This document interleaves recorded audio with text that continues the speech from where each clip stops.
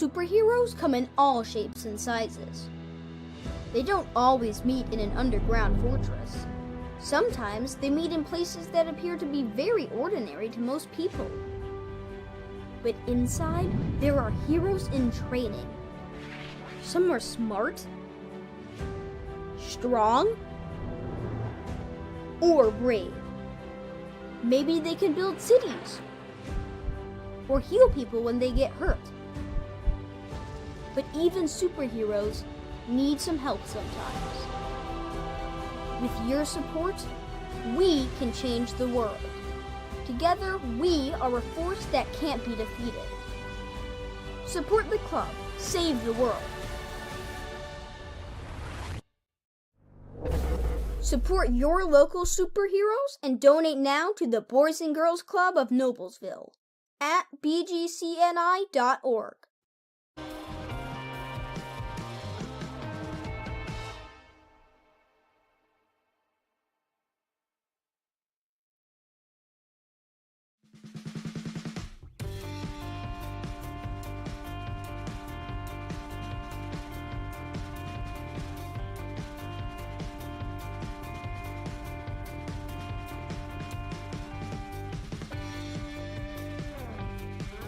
High school sports fans, welcome back to Game Time, to pure spirits, to pure sport.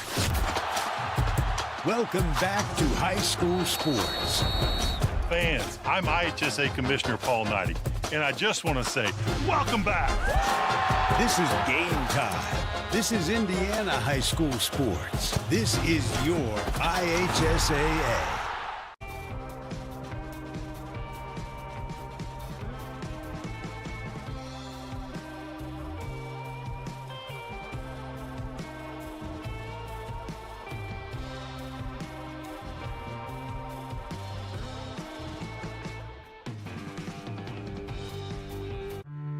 Phase 1 clinical trials. Probably not something you think about every day.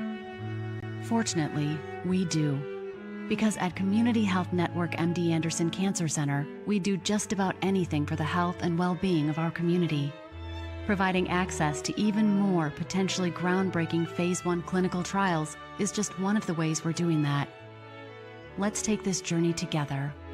Initial consultations are available in just 48 hours.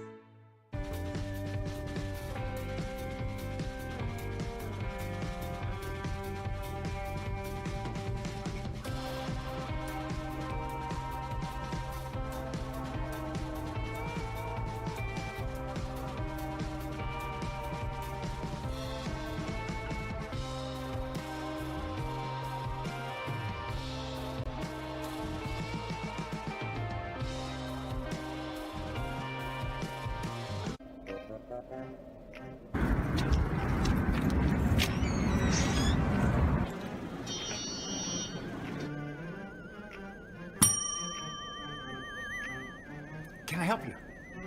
Yeah, I'd like to order a hamburger, fries, salt, maybe a large vanilla shake. Yeah. This is a trophy shop, can't you tell? You got a counter right here. Isn't this where you place the orders? We sell trophies, we sell plaques, we do embroidery. No food. You got carry-out? Unlike the internet, everything that you need we have here at the shop. Very unique. You order today, carry out tonight. That's our version of carry out. All right, I'll take one of everything. Well, that may take a little longer. We'll have it for you tomorrow night. You know, Jim, I'll be back tomorrow to pick it all up. We'll wait for you. Don't wait long.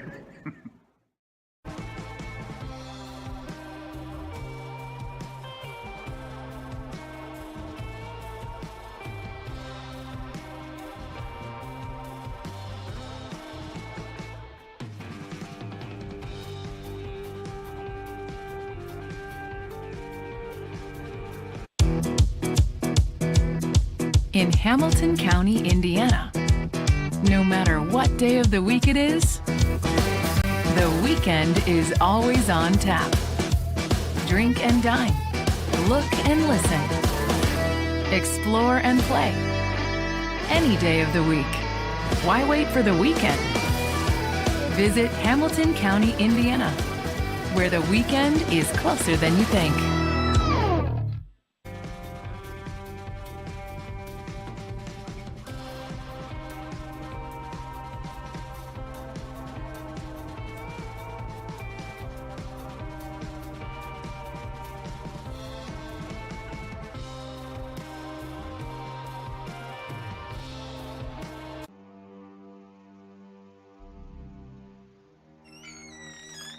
Can I help you? Yeah, I'm looking for Logan Street signs and banners. You found us. But this ain't Logan Street. This is South 10th. We moved 22 years ago. Well, how come you didn't change the name? That would have just confused people. Well, actually, South 10th is Allisonville. If you're from Fishers. Well, before that it was 37A, and before that it was State Road 37. So you're telling me that Logan Street signs and banners isn't on Logan Street anymore. It's actually on South 10th. That's Allisonville and Fishers. And before that, it was 37A and 37? So you got that straight? Logan Street signs and banners conveniently not located on Logan Street, but rather South 10th Street in Noblesville. Exactly.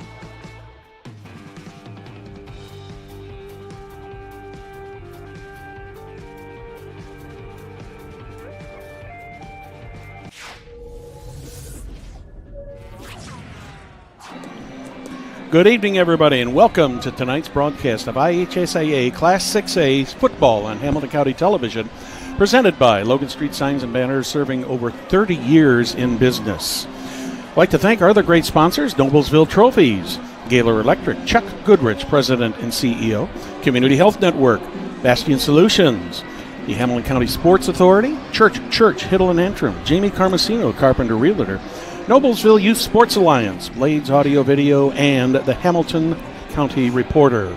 Welcome to Riverview Health Stadium on the campus of Westfield High School for tonight's football game between the Westfield Shamrocks and the Hamilton Southeastern Royals. I'm Brad Silbert. Joining me tonight to call the play-by-play is Craig Atkins. We also have the senior man here, Perry Williams. And Craig, we're going to start with you first. This ought to be an exciting game. This is going to be an exciting game. Obviously, one of those, we're only in week 5 of the regular season, but one of those that everybody's anticipating already because this game, as well as when these two play Brownsburg, will be the games that decide for the Hoosier Crossroads Conference regular season. Actually, the championship, there is no tournament, unlike the Hoosier Conference that Hamilton Heights plays in. They have a one-game playoff in their 9th week. Yeah, you do season. have two teams on top right now, in the Royals and the Bulldogs, who are undefeated. So this game is going to positioning. This game could either be a positioning for the Bulldogs, or it could be a positioning for the Royals in that. Perry Williams has joined us tonight. Perry, talk a little bit about the history of this rivalry. Yeah, it's kind of interesting. Of course, everyone knows this Westfield area has grown on leaps and bounds in the last 5-6 years. So, to say the least. Yeah. So as far as the series goes, in 20 games, Southeastern leads 14-6. But in the last 5 games, Westfield has won 4 and lost 1. So, but the one good thing about it too is, it's got, Hamilton Southeastern has waited an entire year because they got beaten in a sectional last year, 24-22. So it was a heck of a game. Yeah, absolutely. And so I'm sure they're ready to come out here and prove something here in the regular season. Well, Perry, you're close to this program, and you know a lot about this. The Shamrocks obviously lost a lot of talent to graduation last year. What effect has that had on this team? Well, I think it's affected more. Westfield's been affected more by injuries. They've got several players out still, but that's just part of the game. And Jake just takes it next man up, and we talk about it all the time. And they had a tough battle last week to beat Noblesville 34-33, and Hamilton Southeastern had a tough night. Overtime. Yeah, in overtime. What, 27-26? 28-27. 28-27. Yeah, it was an extra point that Fishers missed on a bad snap that made the difference in the game. So, in that, but this has turned out to be quite a rivalry game between these two schools too, because there's I'm not going to say there's a dislike between them, but it's a good rivalry though, right, Craig? Indeed, because obviously we keep saying week in and week out, no matter who's playing in the Hoosier Crossroads Conference, it's a tough matchup, and it just goes to say, the talent level in Central Indiana, no matter which of, if it's, and like we said a few weeks ago when Lawrence Central came here, whether it's Hoosier Crossroads, whether it's MIC, there's such a heavy talent bed of athletes, no matter if it's football or if it's whatever sport. It just, and it's making the rivalries, especially in the Hoosier Crossroads Conference, that much better and deeper because of, the athletic talent getting that much better, and it's making the rest of the state kind of work to try and get better to play to this level. Your comments, Craig, echo exactly what I heard from some basketball coaches at a noon luncheon today, talking about the HCC and what a tremendous conference it is in that, and that usually there's year by year there's a team that usually dominates a little bit, but boy, this thing comes down to I would be very surprised if either Brownsburg or HSE ends up undefeated on the season. I kind of agree with that. That for sure. The one thing we got to keep in mind, Westfield last week had struggled to defensively as a team, and this is a good football team here in Hamilton Southeastern. Setting the scene before we kick off, Hamilton Southeastern, they will kick off here to start the first quarter. They did win the toss and elected to defer. Yep, they'll defer to the second half. So Westfield will receive, Southeastern kicking south to north, if you will, right to left on your screen, folks. And we're glad you've joined us tonight. Beautiful night for week 5 of high school football here in the state of Indiana and HCC play. And we are off and kind of a sidewinding kick. This one is fielded by Kendall Garnett at about the 9-yard line. He gets up to about the 20, so just about like a touchback, and Westfield will start things 1st and 10 from their own 20-yard line, and Garnett will be found in that Westfield backfield, along with week by week more and more comfortable quarterback Cole Ballard. Craig, Kendall Garnett, he fielded that ball just maybe a couple yards inbounds. Yeah. And in some ways, I don't know the way that thing was going. It might have gone out of bounds, but he got 11 yards on the return. I formation in the pistol, if you will. Pistol I fakes the handoff now. Pass out in the flat, and that ball is loose. And actually, that's going to be recovered because that was a yes, it was. That was a lateral. Yeah, it was behind him. Yep. What a big event here. Yep, that's technically a fumble, if you will. I don't think anybody in the stadium realized that was a lateral, Craig. I thought everybody was looking at that as an incomplete pass. Yep. And all of a sudden the Royals go after it, and they come up with the ball, and they got the call. Yeah, first play a lateral, and now the shortest field that they could probably think of for Southeastern as they will take over. First possession of the first quarter for the team, and they got a 1st and goal at the 10. Wow. What a turn of events.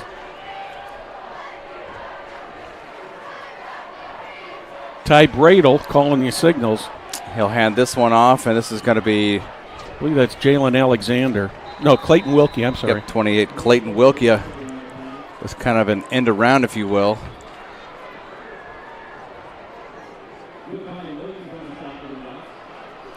And it looks like he was brought down by Lennox Williams. So obviously not what Westfield expected by any means, because you're expecting that screen out in the flat, catch the ball, and you're going to gain about 8-9 yards, possibly first down. Now they turn the ball over, and it's 2nd and goal at the 5 for Southeastern. This is handed off to number 24. There's Alexander. Yep. Is he in? And he scores. Yes, they do say he scored. 5-yard touchdown run on 2nd and goal from the 5. Take a look at this replay. He just barely got into the zone here, Craig, but he got that ball across the zone line just as his knee touched. And as quick as they can do it, with 11:02 left here, first quarter, Southeastern set to put on the point after with Carter Gutt out there to kick. Yeah, Goot was the hero last week in the game against Fishers. High and up through the uprights, and this one is good. And Southeastern with an early took all of lead. 58 seconds to make that. Hey, celebrating over 30 years, Logan Street Signs and Banners specialize in last-minute signage and banners, serving Noblesville and Hamilton County since 1992. Contact them at 317-773-7200. And be sure to visit their website, www.loganstreetsigns.com, and follow them on Facebook. So this is obviously quite the turn of events. I mean, I honestly expected somewhat of a different reaction from the Westfield crowd, unless they all know that or knew right away that was a lateral. I think they were all stunned. I think they honestly might be. I mean, there's people trying to get in the seats, yeah, that's true. Walking in front of you and all that. This place is packed. Yeah, on this side for sure. And the Southeastern people, since they had to park down in Hazeldale Road, there's a big crowd here, fans. I don't want to. Yeah, the Southeastern crowd is getting bigger as their student section, all up in actually both student sections, pretty impressed. I think they contacted each other. They're both in fluorescent construction vests, and if they're not in vests, they have orange shirts. So it's like highlighters out there in each student section. Here comes the kick from Goot. Fielded deep at the 2 by Garnett. Gets this across the 10, 15, 20. Out to about the 24-yard line where Westfield will try it again. Nice kickoff return there by Westfield there, and they're going to have the ball at their own 24-yard line, about a 22-yard kickoff return. You know, last week, Craig Garnett played very, very well. He's only a sophomore, man. He's good. He's going to be a good one. And that's the one thing that Jake Gilbert said to me after the game. He's like, I've got a lot came back and a lot is playing that's young. Aaron Bowles, Gabe Aaron Bowles at receiver, sophomore. Michael Webster, sophomore. Kendall Garnett, sophomore. And there's Garnett coming right up the gut, across the 25, picks up about 3 to the 27. His couple first Royals in on that. Jack Seaforth was the first one to get a hand on him and gained about 3 there. Picked up a few there. 2nd and 7 from the 27.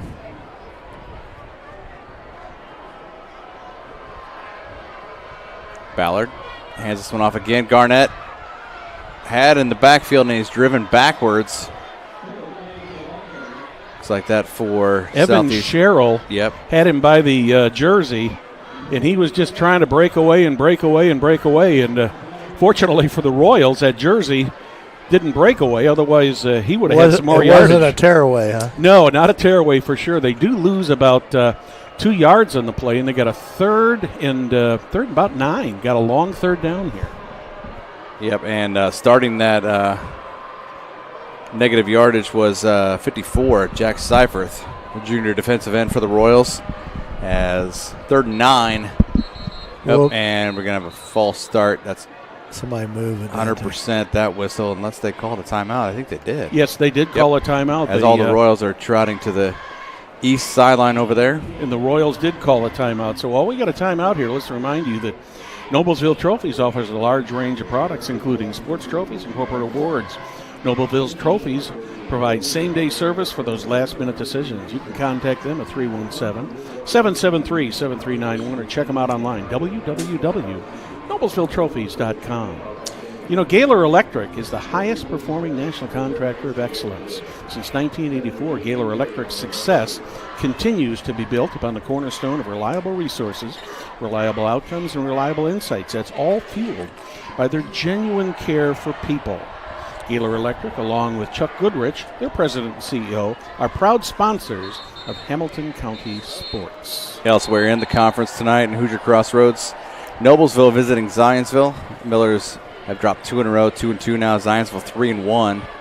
Brownsburg at Fishers, another big HCC game. That ought to be a whale of a game, too. Avon is at Franklin Central. Somebody has to win their first conference game in that one over in Franklin Township. Ballard back to pass on 3rd down, and he finds his receiver, and there's a flag completed to Max Nosler up to about the 37. Picked up 12, but we'll see what the flag is because it's right around the offensive line, tackle area. Christian Miller had the tackle for the Royals, and I've got to believe that's got to be either a hold or an illegal man downfield.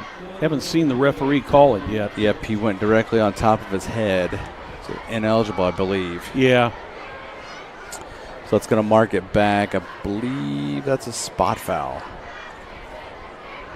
So just 5-yard penalty. Yep. Back to the 20, so make it 3rd and 14.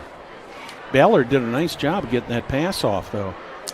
Yeah, I mean, it really impresses me week to week how, and obviously waiting his turn behind Maximus Webster, Cole Ballard, since week 1 starting at New Pal. What a way to start your senior year in high school career.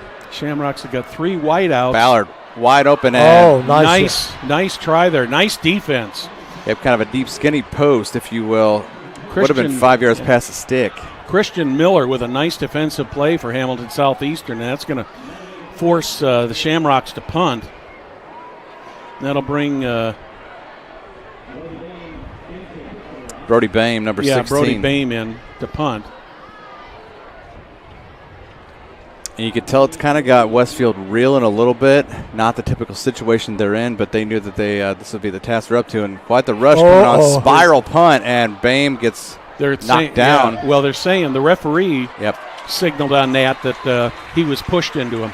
Yeah, and his personal protector, I think Max Nosler, 83, he may have been one of those that got pushed into him. Yeah, because a defender. I was watching the referee as soon as that was developing, because I was thinking that could possibly be came close to being blocked. Right. But he definitely signaled that the Westfield had pushed somebody into the punter. So it's going to be Southeastern football at their own 31. A beautiful spiraling punt by Bame before he got hit. And so the Royals will take over on offense. Got well over 40 yards on that. Yep, beautiful kick. Spiraled. Ty Bradle back there. In motion comes number 13. That's McCoy.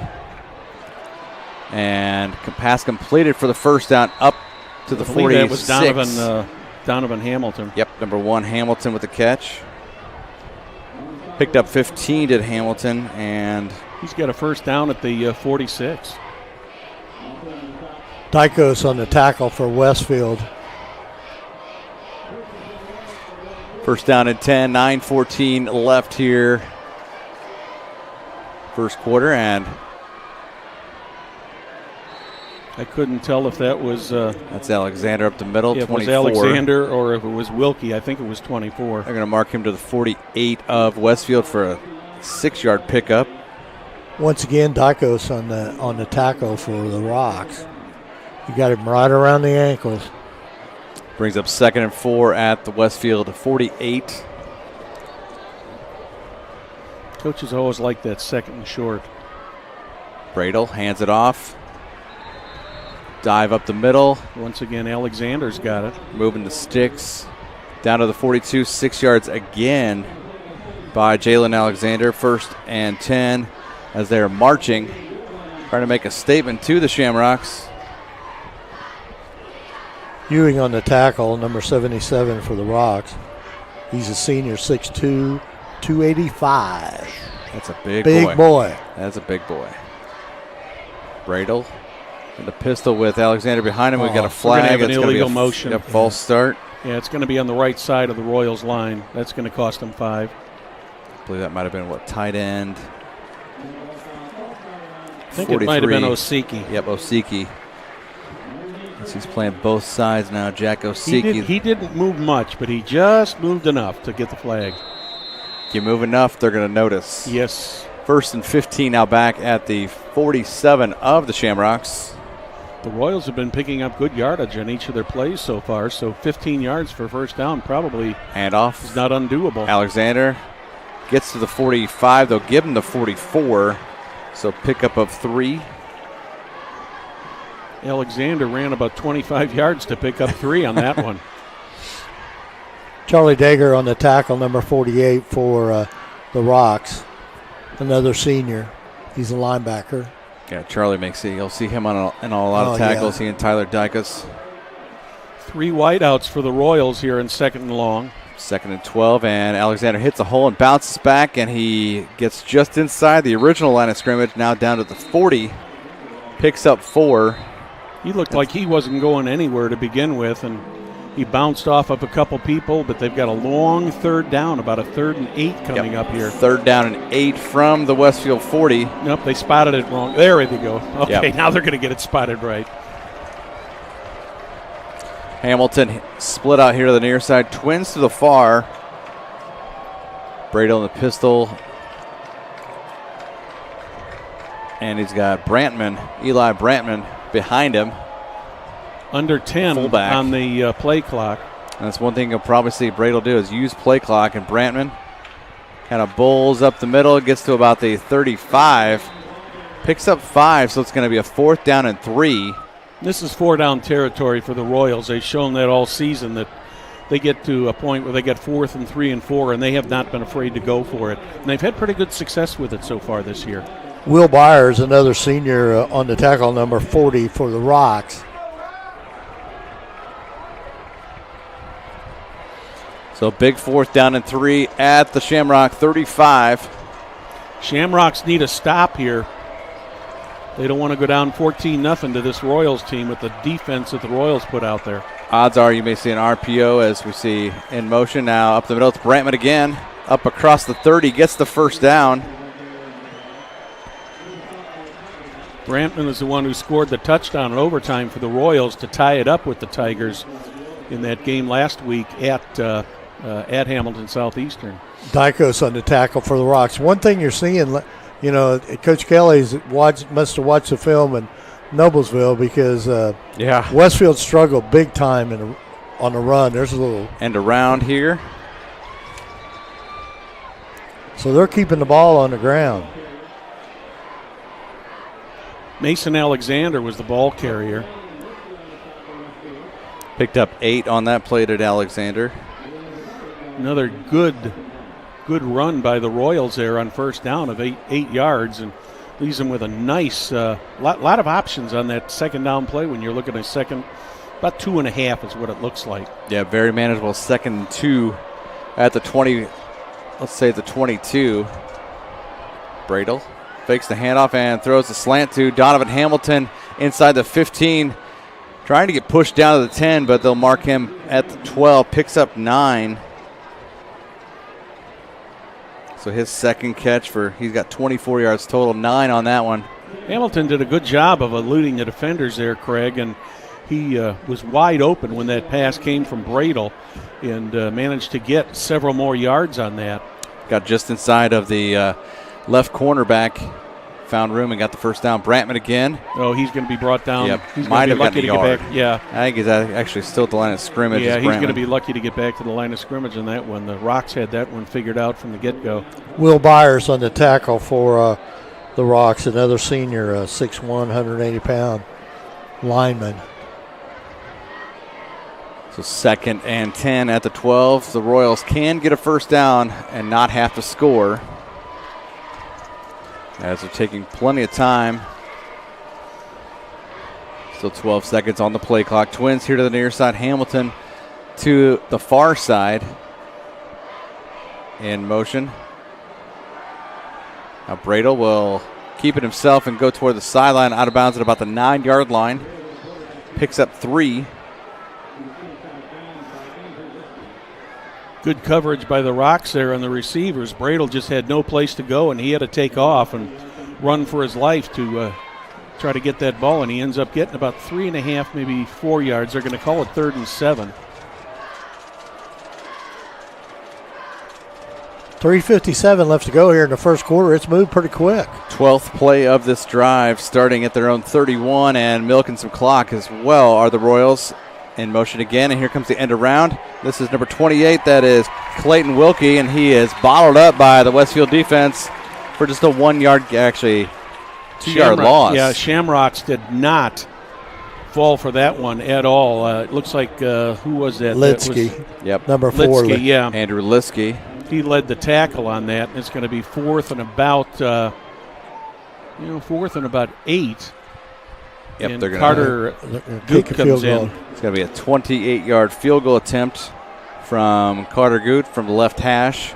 Just a little bit longer than a point after. Snap the hold, and this one is going to looks like it's good. Get over. It is good. So from 28 yards away on 4th and 9, Goot puts it through the uprights, and with 3:12 left here in the first quarter, it's Hamilton Southeastern 10, Westfield 0. As a leader in Central Indiana sports medicine, Community Health Network has a deep line of orthopedic and sports medicine specialists to keep you playing at the top of your game. Whether it's a pulled muscle or a torn ACL, community physicians are helping area athletes remain active and competitive. Visit ecommunity.com/sports. Since the establishment of Church Hill and Antrim in 1880, our neighbors, community leaders, businesses, and school districts have placed their trust in us to solve their most challenging legal issues. We have a rich history of helping our clients when they need it the most. Give us a call at 317-773-2190 or visit the website www.cchalaw, Church Hill and Antrim. I'm Brad Silbert along with Craig Atkins and Perry Williams here from Riverview Health Field. Royals have had 2 possessions. They've scored a touchdown and a field goal, and the Shamrocks basically gave them that touchdown on that first one with that lateral that got missed. Yeah, that was honestly huge and completely unexpected from one side for Westfield, but no doubt. Hamilton Southeastern took advantage 2 plays later on a Jalen Alexander 5-yard run on 2nd and goal to go 7-0, and then they went 12 plays there and a Carter Goot field goal. Oh, what a hole. Right up the middle. Garnett fielded that one short, and Southeastern, the ball was down at the 36. Yeah, that was the right call on that.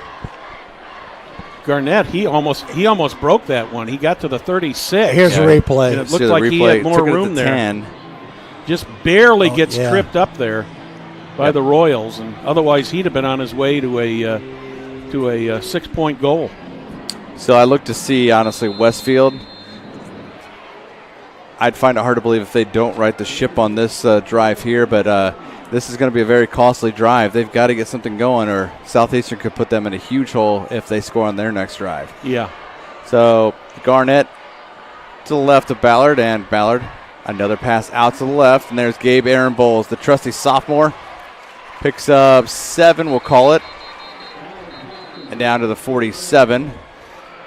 So or up to the 47. Yeah, Aaron Bowles makes his 20th reception Check that 43. of the season. He had 19 for 280 yards coming into this game. He's going to pick up another 7 yards there, so he's 20 at 287 right now. Yep, he is the trusty hands, and now we've got a trip stack here on the near side, and Webster, I believe, is the tight end along with Nosler.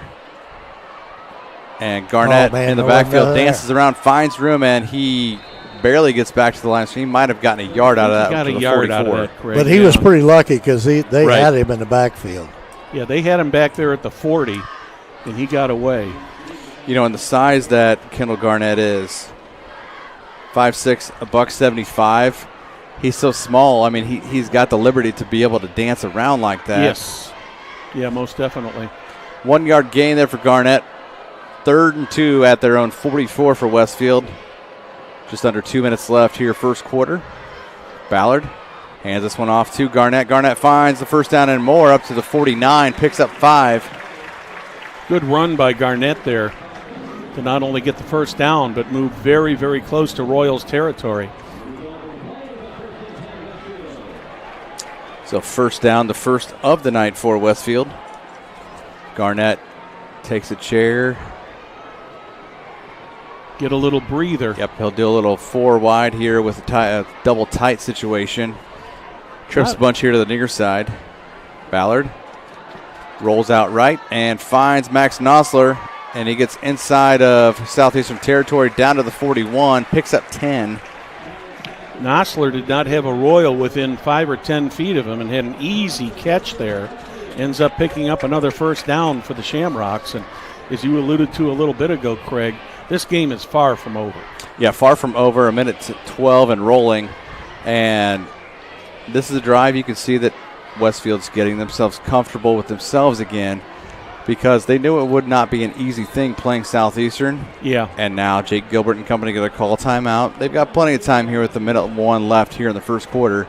Kind of settle things down and get back to what they do. Jamie Carmesino, Carpenter Realtor. She is a full-service hometown realtor who's committed to helping you navigate this real estate market. Have a question about buying or selling your home? Call Carmo for help today. That's Jamie Carmesino, 317-490-3735. Blades Audio Security Video is Indiana's premier K-12 audio video security provider. Blades AVS is a design-build firm that provides high-quality solutions that are designed, engineered, installed, and warranted by our team of experts. For 18 years, we've been helping schools and local businesses see and hear more clearly. We've added securing your facility to how we can serve you better. So whether it's your sound system, your displays, your network, or your building security, ask how our experienced Blades Audio Video Security team can serve your business. Back to it out of the timeout. Carmel scores early. They scored in the first quarter, 10:38 left, 7-0. They're up over Lawrence North. Hamilton Heights in the first period with 5 minutes left. They're ahead 14-0. Heights has a chance to move to 4-1. Garnett gets the handoff on first. Oh, what a play. Nope. Check that. He fooled us all as Aaron Bowles carries the ball from the 41 all the way down to, looks like they'll mark him at the 35. Yeah, I think good timeout by everybody in the booth here and in the stadium was tricked by that. Aaron Bowles lined up in one of those end arounds. Oh, what a play. It. Great play. If he gets taken down for a 6-yard gain to the 35, does Gabe Aaron Bowles.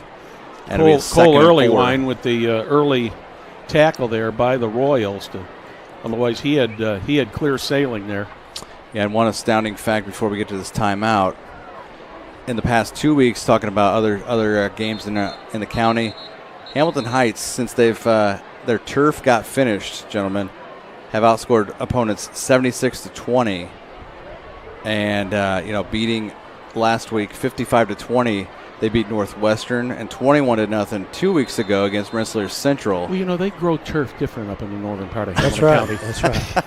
I'm telling you, Coach Kirshner, they were all excited. Yeah. He was ecstatic after that game. And it's got to change the kids' attitude. Oh, yeah. Because it's that much better of a playing surface. Hand off to Garnett, and he is cradled right around his neck. He's going to lose about a yard there. 46. Judah Parker, 6-foot junior linebacker, had him back for a couple-yard loss. So the Shamrocks are going to have a 3rd and 5, and we're not going to get another playoff here. So at the end of one, it's the Hamilton Southeastern Royals 10, the Westfield Shamrocks nothing. You're watching Hamilton County Television Sports, brought to you by Logan Street Signs and Banners in Noblesville.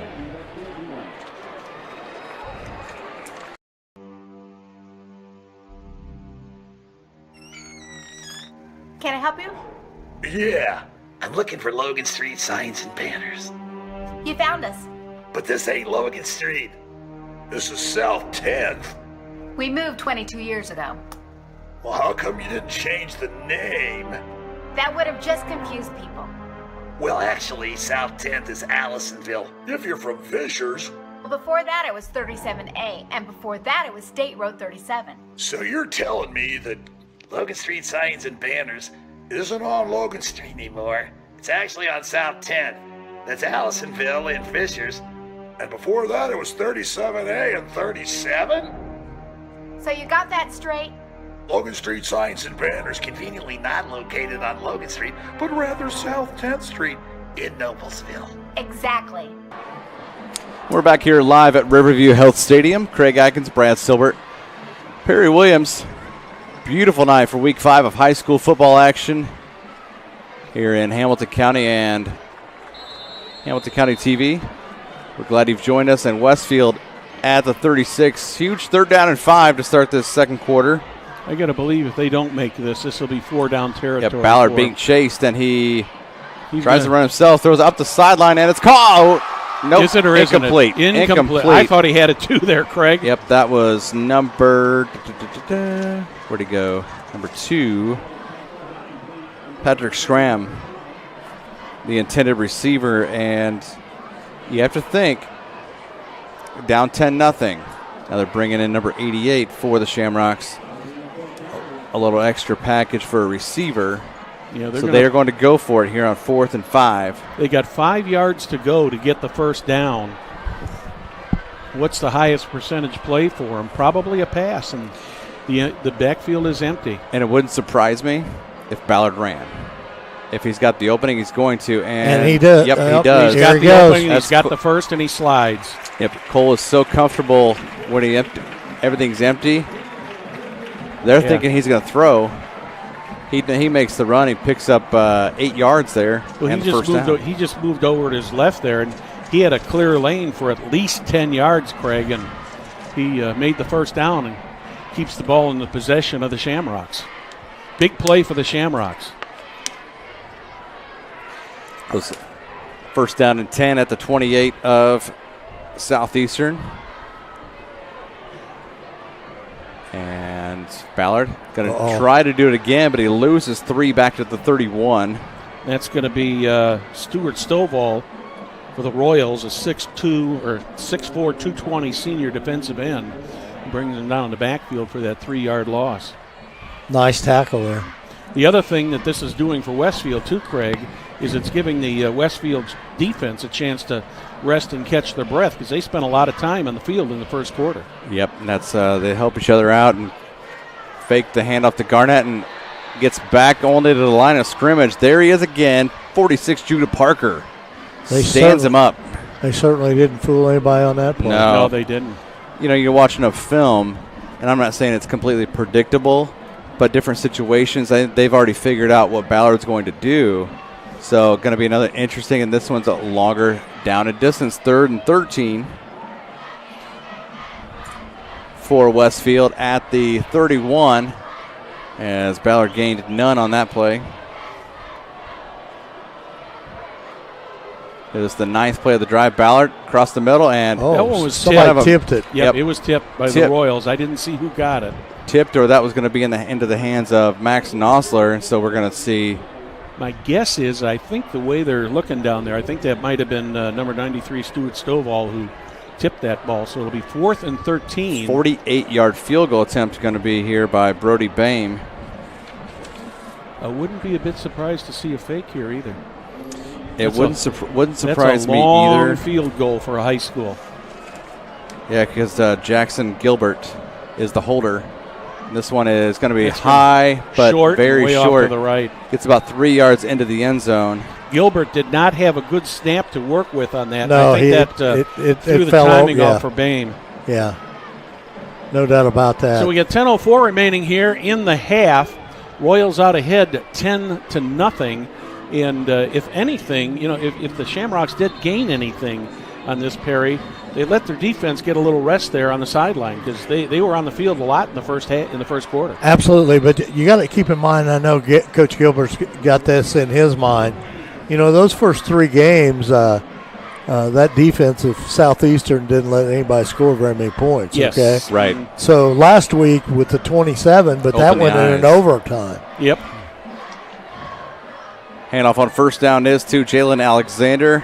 They start this drive at the 20 back there. He gets up 6 yards to the 26. Yeah, and I mean, obviously, the further on in the season you get, the more it's going to, expose, not really what you can or can't do, but what is, possible weaknesses, and then teams will kind of prey on that. And they'll figure out what they can do against you.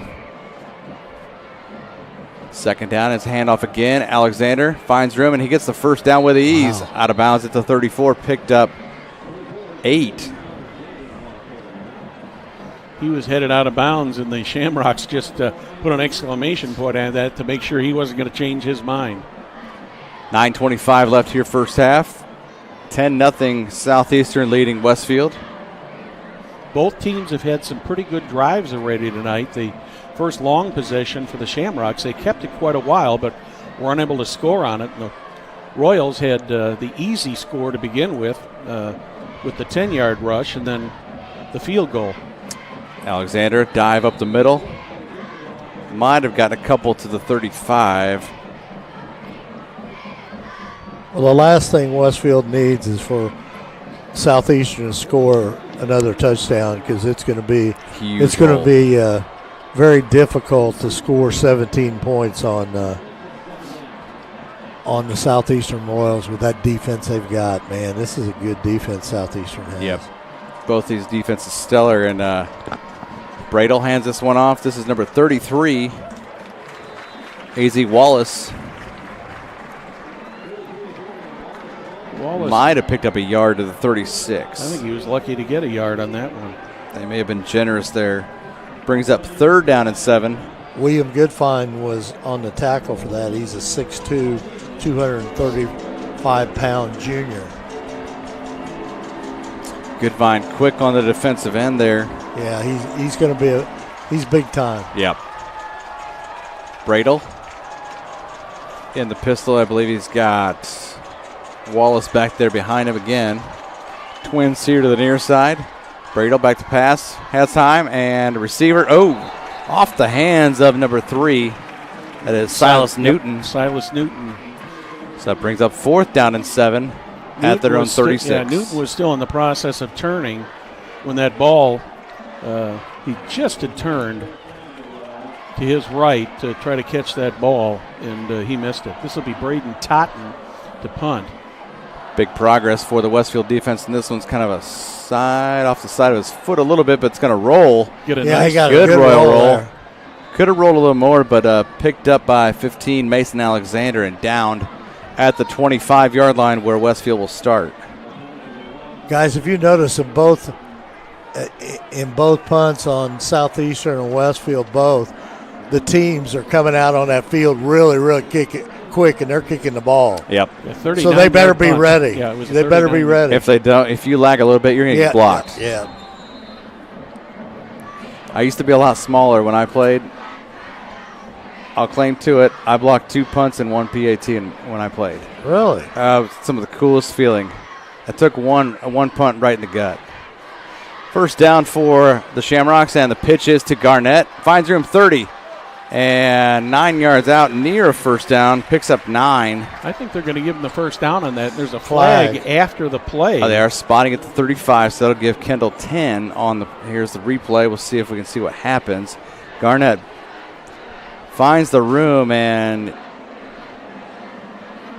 let's see what the call is. Looks like the call happened at the 35. A couple officials conferring over across the way. So we'll give Garnett 10. They're pointing back toward the Westfield side. Looks like it's going to be on Westfield. So it could go for nil. Yep, personal foul against Westfield. So they had a first down at the 35. That'll put them back to the 20. Ouch. Man, that's a coach's. Where it will be 1st and 10. How about Jake is livid down there? That's a coach's nightmare, man. Yeah. I mean, trying to get something going and. So it's going to be a 1st and 15. No, it'll be a 1st and 10, actually, Craig, yeah. Yep, 1st and 10. Ballard finds in the slant Gabe Aaron Bowles. He'll get up to about the 27, picks up 7. Nice little quick hitter there to Aaron Bowles to pick up 7 yards. Donovan Rhodes on the tackle for the Royals. 2nd and 4 at the 26-yard line.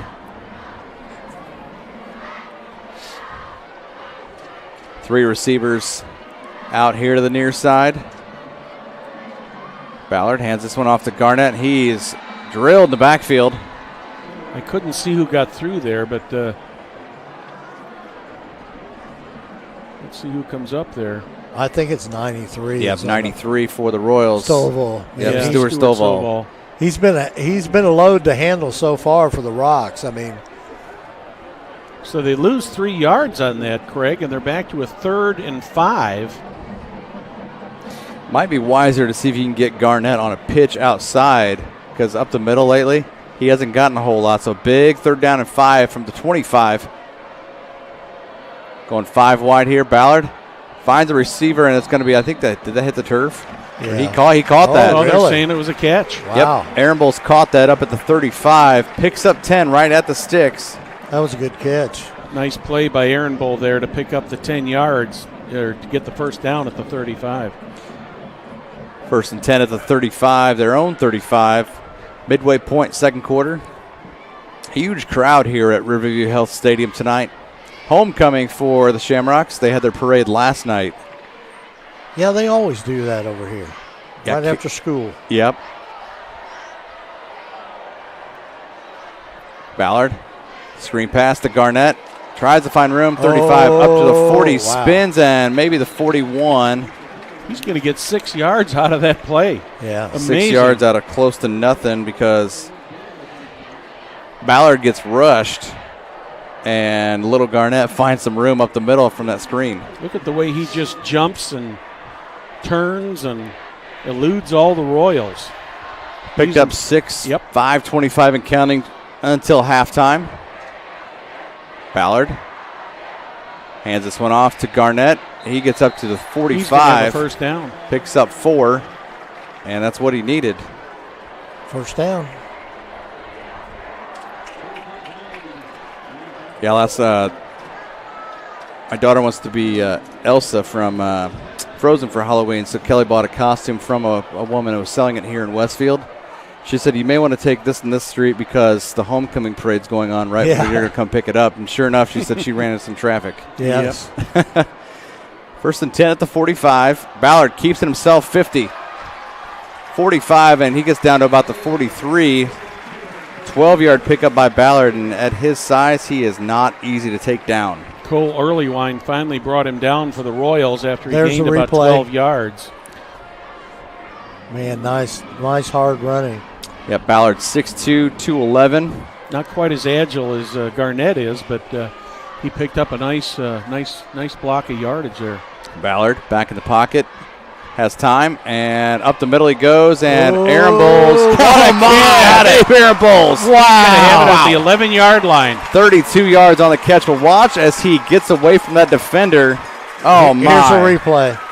I honestly thought this was going to go incomplete. Launches that ball. Aaron Bowles reels it in.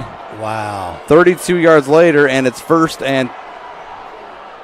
Well, this is exactly what the Shamrocks need, Craig, at this point in the game. Yep, they need that tide-turning drive. Yeah, if they can go in and put some points on the board here before the end of this half, that'll be to their advantage. Twins to both sides. Garnett in the backfield. Handoff is to Garnett. 10, 5. Hurdles of Southeastern Royal.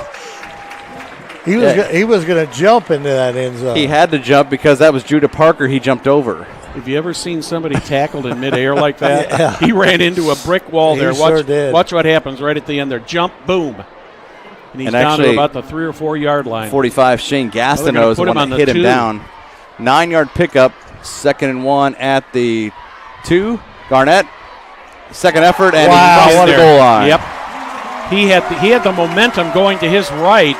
The Royals probably thought they had him stopped, but he ends up getting into the end zone to make this a 10-6 game. Watch Garnett as he goes around the right side here. I think the Royals thought they had him, but they couldn't get the arms around him. He's just so fast. Yep, you got to A, tackle low, and B, you got to just act on that speed real quick because Garnett's got the quick legs, and here comes Boehm to try and bring this to a 3-point game, and he does. PNC is good. And with 3:34 left until halftime, that trims the lead from Hamilton Southeastern 10, Westfield 7 now. Want to be part of a cutting-edge business? Bastion Solutions is hiring. Voted one of the best places to work in Indiana. We're a growing team making an impact on the community and the world. As a Toyota Advanced Logic company, Bastion Solutions is committed to our employees, offering a comprehensive benefit package and career growth potential. We're recruiting for our corporate headquarters in Carmel and our manufacturing facilities in Westfield and Greenfield. Apply now at bastionsolutions.com. When we work, the whole world works. All right, right now 10-7. Westfield scored here in the second quarter and got us back in the ball. Got them back in the ball game right now. So this is a pretty evenly matched game now. And the one thing about it is I think we noticed, Coach Gilbert called a couple timeouts in this quarter, and he hasn't been in a hurry. There's no push of the panic button or anything. So we're back and got us a good football game here. Well, a lot of teams, if they went down 10-0 like the Shamrocks did here in the first quarter, they'd be walking around with tails down between their legs or whatever. But Jake Gilbert's teams just don't do that, and the Royals know that. Yeah, a team obviously like Westfield built for this. They're built to play like that. If they're down a little bit, they come back. Kick fielded by Alexander. Mason Alexander. From the 2, gets all the way up to about the 23, where the Royals will start this drive. 21-yard return by the sophomore. Royals have got 3:29 to see if they can get some more points on the board here before the end of the first half. But the other thing is they get the ball in the second half first. Yep, and that's a huge thing. And obviously on the other side of it, Westfield, they want to stop and they want the ball again before the half because those Royals get the ball first thing, third quarter. Ty Bradle leads the Royals out onto the field, working out of the shotgun. Twins to the far. Here comes Wilkie in motion, and Alexander gets the handoff and finds room. 30, he's got 35, a lot of room. 40, 45, 50. He's across midfield. 40. Out of bounds he goes at about the 37-yard line. 36, they'll mark him. 41 yards unofficially on that. They give him the 30, actually, 41. Huge run. And he went out of bounds, which stopped the clock. Shamrocks had a couple opportunities there, but the Shamrocks had a pretty good angle to get him out of bounds there to save the touchdown. 6 foot, 185-pound junior. And before the snap, the Shamrocks call a timeout. Their second timeout of the half. Well, I think the one thing about it is Coach Gilbert doesn't want to let this get out of hand here. They struggled defensively last week on the run, so I think the team's all well aware of that, and they got to be really careful. Greg, it's great to have you with us here tonight, and I want to thank you for sitting in for me tomorrow. I have previous plans, but you and Perry are going to be doing youth football tomorrow. I think it's going to be fun. It is fun. That is definitely fun. We've done a couple Shamrock games from here already, and they're a fun group of kids to watch, and it's amazing. What's really amazing about it, it's amazing how hard they play and just how competitive they are. Wouldn't you agree with that, Perry? Oh, absolutely. I mean, I'm just totally amazed of the discipline and the ability to run and throw. And so the Shamrocks have used another timeout. They will have one remaining here in the half. 3:19 left here, first half. 1st and 10 at the Shamrock 36. Handoff is to Wilkie. Down inside the 35 to about the 33. Actually, maybe 34. Picks up 2, did Wilkie. Royals with 3 minutes remaining here in the half. Not quite time to go to a hurry-up offense, but they're not taking their time. They're getting right up to the line. Bradle hands it off again, Alexander, and they want to use as much of this clock as possible because, like we said a little bit ago, they get the ball to start the third quarter, and they'd also love to tack on another touchdown here before the half to cushion that lead. At least a field goal. Yeah, at least a field goal. Because at this score, even quite frankly, Craig, even if the Royals do score a touchdown here, this game is not nearly over. No. Oh, absolutely not. No, this is Hoosier Crossroads Conference football. Lots of football to be played in the final 24 minutes of the second half. A couple good coaches here who know their know their game, know their players, know what they're capable of, and going to be a super competitive game. Big 3rd down and 4 at the Shamrock 30, and diving inside. He's about a yard shy of a first down, 3 yards for Alexander. Well, Hamilton Heights on homecoming tonight are with about a minute left to go in the half. It's leading Western 28-7. And Brad, Craig, you were talking about it earlier. They have, Heights has really struggled with Western over the years. So this will be a big win for them. Southeastern calling a timeout now. Each will have a timeout left here in the middle, final minute 52 of the half. Yeah. They, in recent years, have struggled with Western. It's, good to see. And like I said, I honestly think, it's a huge, like Coach Kirshner was telling me a couple weeks ago, a huge factor when they don't practice on grass anymore. They practice on their turf and playing on the turf. Granted, they went to Northwestern last week and beat the Tigers 55-20, but they shut out Rensselaer Central in their first game on that turf 2 weeks ago, 21-0. And that's usually a team that will score in Rensselaer Central. So, it may have changed Heights' overall attitudes, and we're about to see, coming back to our game here, out of this timeout, huge 4th down and 1 for Westfield's defense. They're trying to stop Southeastern from getting further into their territory, and the Royals obviously want to get a first down, keep the clock rolling, and score somehow. Jalen Alexander in the backfield with Ty Bradle. 3 wide outs, 1 in motion. Wilkie.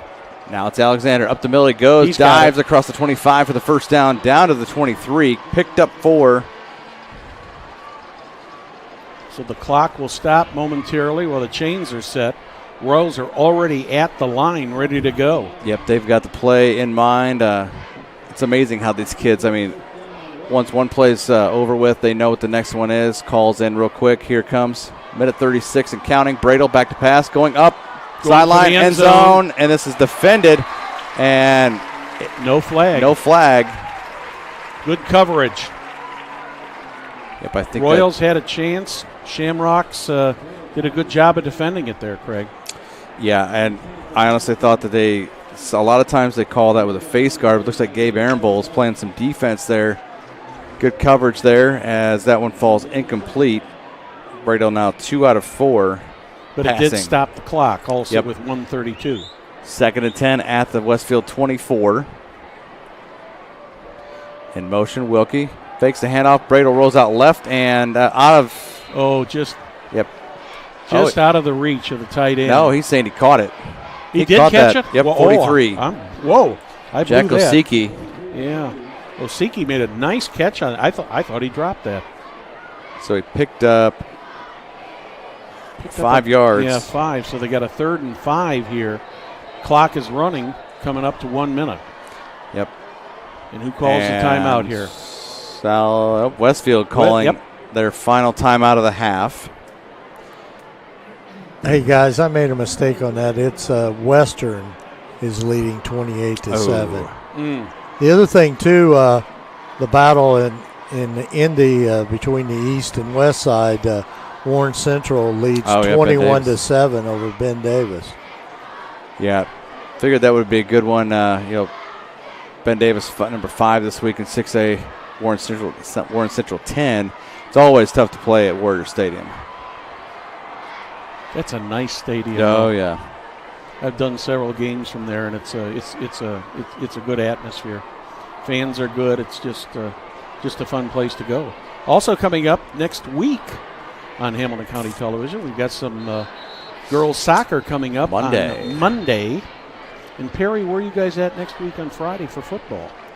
We're back at Noblesville for homecoming against Franklin Central. By the way, that game Monday on girls soccer, I believe, is a team real close to here by the name of the Carmel Greyhounds. Yes, it's going to be number 1 Noblesville versus number 3 Carmel.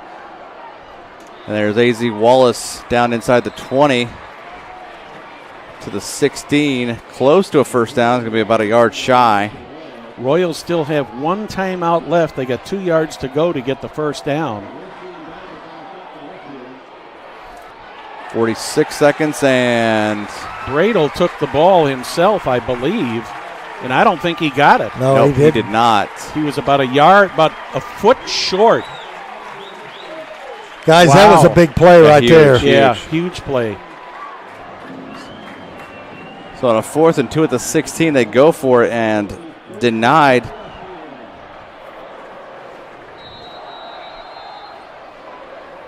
Well, that should give the Shamrocks a little momentum going into the locker room, but they'll still have to put their defense back out here on the field when they when we come back for the second half. Yep. Well, this will give their defense a chance during halftime. Probably a 20-minute halftime for homecoming, and the band getting set there in the south end zone to come out. And Ballard going to take a knee around the 11, so they'll just wind this clock out. He's going to have to run it. Oh, they haven't started it. They started it, so they won't have to run another play. Nope, they will not have to run another play.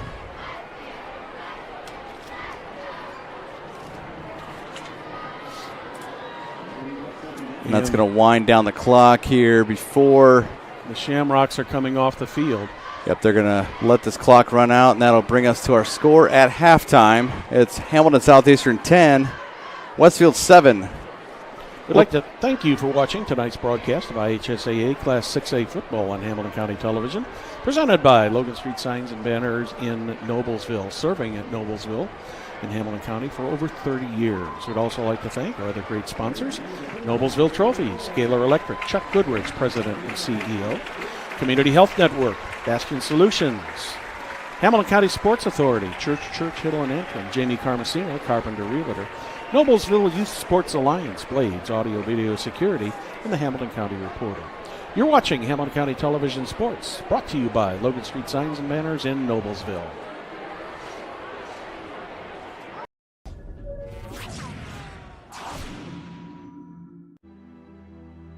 Superheroes come in all shapes and sizes. They don't always meet in an underground fortress. Sometimes they meet in places that appear to be very ordinary to most people. But inside, there are heroes in training. Some are smart, strong, or brave. Maybe they can build cities, or heal people when they get hurt. But even superheroes need some help sometimes. With your support, we can change the world. Together, we are a force that can't be defeated. Support the club. Save the world. Support your local superheroes and donate now to the Boys and Girls Club of Noblesville at bgcni.org.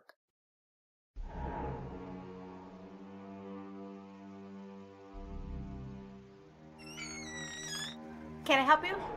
Yeah, I'm looking for Logan Street Signs and Banners. You found us. But this ain't Logan Street. This is South 10th. We moved 22 years ago.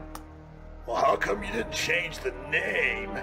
That would have just confused people. Well, actually, South 10th is Allisonville, if you're from Fishers. Well, before that it was 37A, and before that it was State Road 37. So you're telling me that Logan Street Signs and Banners isn't on Logan Street anymore. It's actually on South 10th. That's Allisonville and Fishers. And before that, it was 37A and 37? So you got that straight? Logan Street Signs and Banners conveniently not located on Logan Street, but rather South 10th Street in Noblesville. Exactly. High school sports fans, welcome back to Game Time. To pure spirits, to pure sport. Welcome back to high school sports. Fans, I'm IHSAA Commissioner Paul Knighty, and I just want to say, welcome back. This is Game Time. This is Indiana high school sports. This is your IHSAA. In Hamilton County, Indiana, no matter what day of the week it is, the weekend is always on tap. Drink and dine, look and listen, explore and play. Any day of the week, Why wait for the weekend? Visit Hamilton County, Indiana, where the weekend is closer than you think. Phase 1 clinical trials. Probably not something you think about every day. Fortunately, we do. Because at Community Health Network MD Anderson Cancer Center, we do just about anything for the health and well-being of our community. Providing access to even more potentially groundbreaking Phase 1 clinical trials is just one of the ways we're doing that. Let's take this journey together. Initial consultations are available in just 48 hours.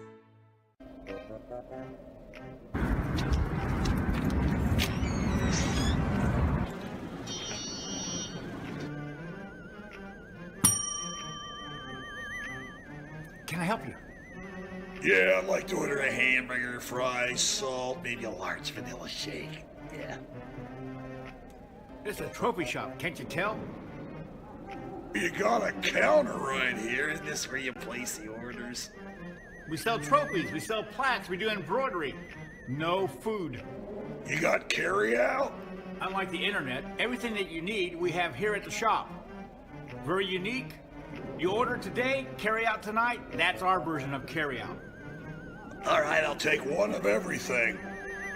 Well, that may take a little longer. We'll have it for you tomorrow night. You know, Jim, I'll be back tomorrow to pick it all up. We'll wait for you. Don't wait long. Being part of a community is more than just living in the same place. It's sharing the same values, like honesty and compassion. For the caregivers of Community Health Network, that means always being open and upfront about how much treatment will cost, and working hard to find ways to help you cover those costs. Because when our community thrives, we all thrive. Community Health Network.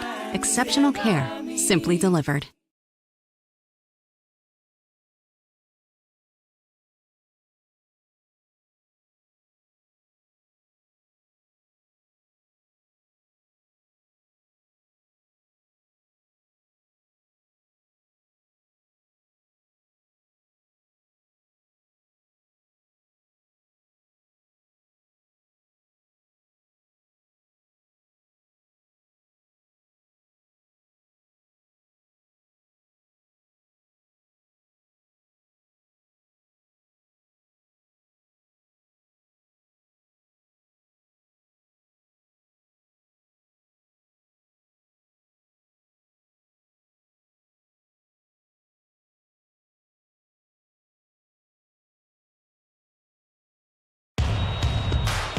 This is your IHSAA.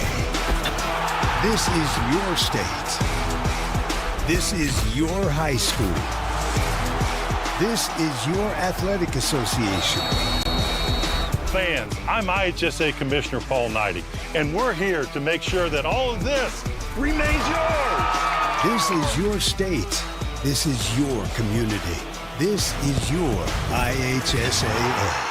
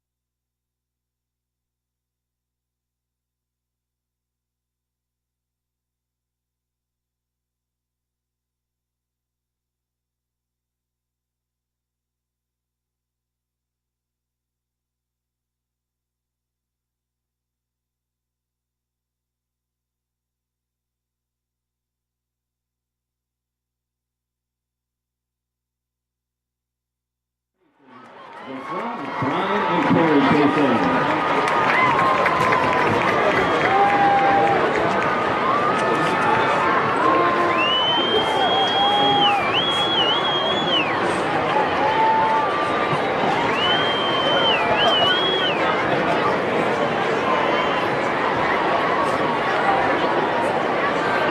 Ladies and gentlemen, this year's freshman prince is John Payson.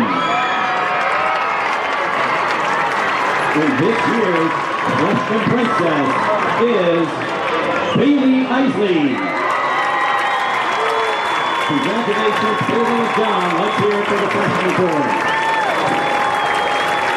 All right, on this year's sophomore court, first up we have Maddie Blasco, the daughter of Mark and Aglaya Blasco. She is escorted by Jake Saez, the son of Joe and Kelly Saez. Next we have Lily McIntyre, the daughter of Travis and Jen McIntyre. She is escorted by Avery Huggins, the son of Albert and Rachel Huggins. Next is Layla Lewis, the daughter of Douglas and Tammy Lewis. She is escorted by Porter Temple, the son of Sam and Megan Temple. Next is Megan Kruckeberg, the daughter of Sam and Rachel Kruckeberg. She is escorted by Noah Solano, the son of Ron and Noah Solano. Next up is Ella McGrath, daughter of Scott McGrath and Abby Holmes.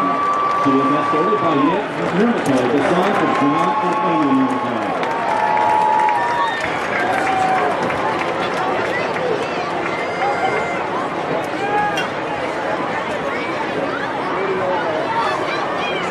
And this year's sophomore prince is Jake Saez. And this year's sophomore princess is Maddie Blasco. Congratulations, Maddie and Jake. Let's hear it for our sophomore court. And now for our junior court. First up is Lacey Martin, the daughter of Nate and Mindy Martin.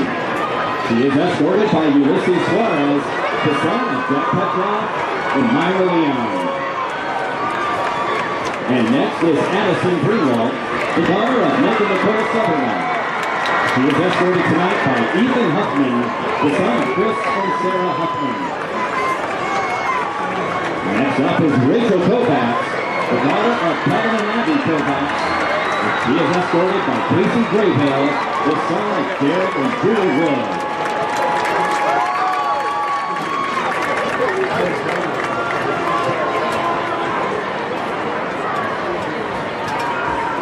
And this year's junior prince is Ulysses Suarez.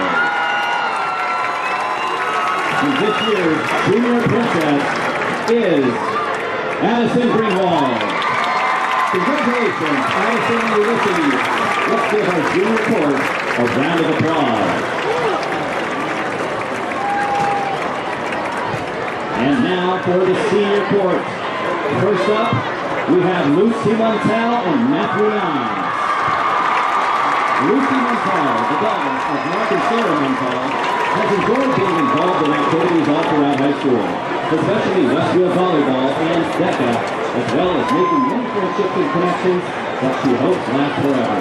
After high school, Lucy plans to study business at an undecided college, and she is escorted by Matthew Yans, son of Bill and Gina Yans. Matthew has enjoyed meeting and connecting with new people, as well as building new relationships with classmates.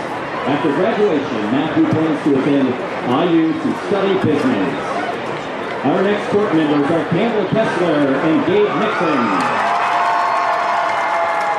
Campbell Kessler, the daughter of Paul and Rita Kessler, has most enjoyed attending sports events as part of the student body, being a part of school clubs such as the Ski Club, and being involved in the Westfield High School community. After high school, Campbell plans to study broadcast journalism in college and become a TV news anchor. And she is escorted by Gabe Nixon, son of Bob and Susan Nixon. Gabe has enjoyed being able to be surrounded by many amazing people, from teachers to friends, in the amazing environment, along with the clubs and extracurriculars. After high school, Jay plans on attending Purdue University to study supply chain and operations management and gain a stable job at a supply chain company. Our next court members are Emily Burns and John Myers. Emily Burns, daughter of Keith and Joey Burns, has enjoyed participating in the various activities that Westfield has offered, including 4 years on the sports and debate team, leadership on the Lantern and Rock TV, the culinary classes, and the people they have met through these amazing opportunities. After high school, Sabrina plans to do undergrad at the University of Alabama in food science and communications. She is escorted by John Miles, the son of John and Emily Miles. John has enjoyed running track in the spring, going to football and basketball games, and getting to know a whole wide variety of people. After high school, John plans to study pre-medicine at Purdue University. Our next board members are Haley Anderson and Dylan Thieneman.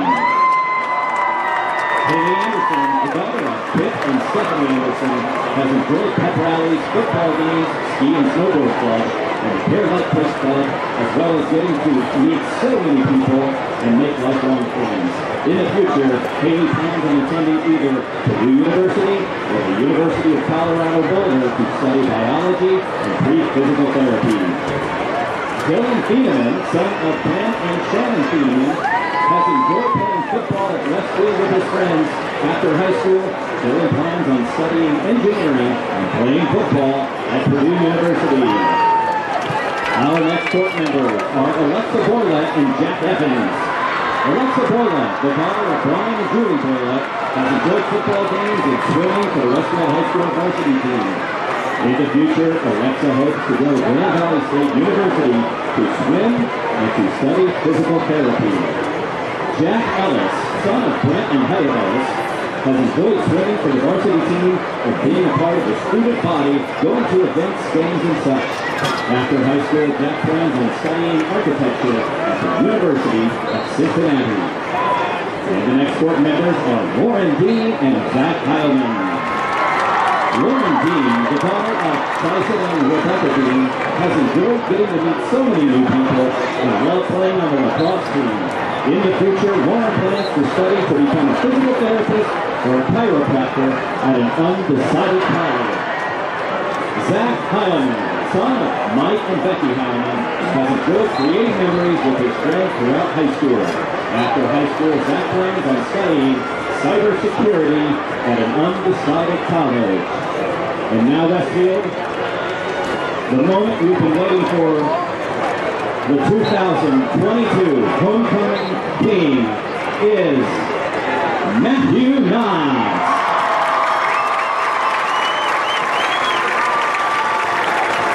And your 2022 homecoming queen is Lucy Montel. Congratulations, Lucy and Matthew. And please join us in congratulating the entire 2022 Westfield High School homecoming court.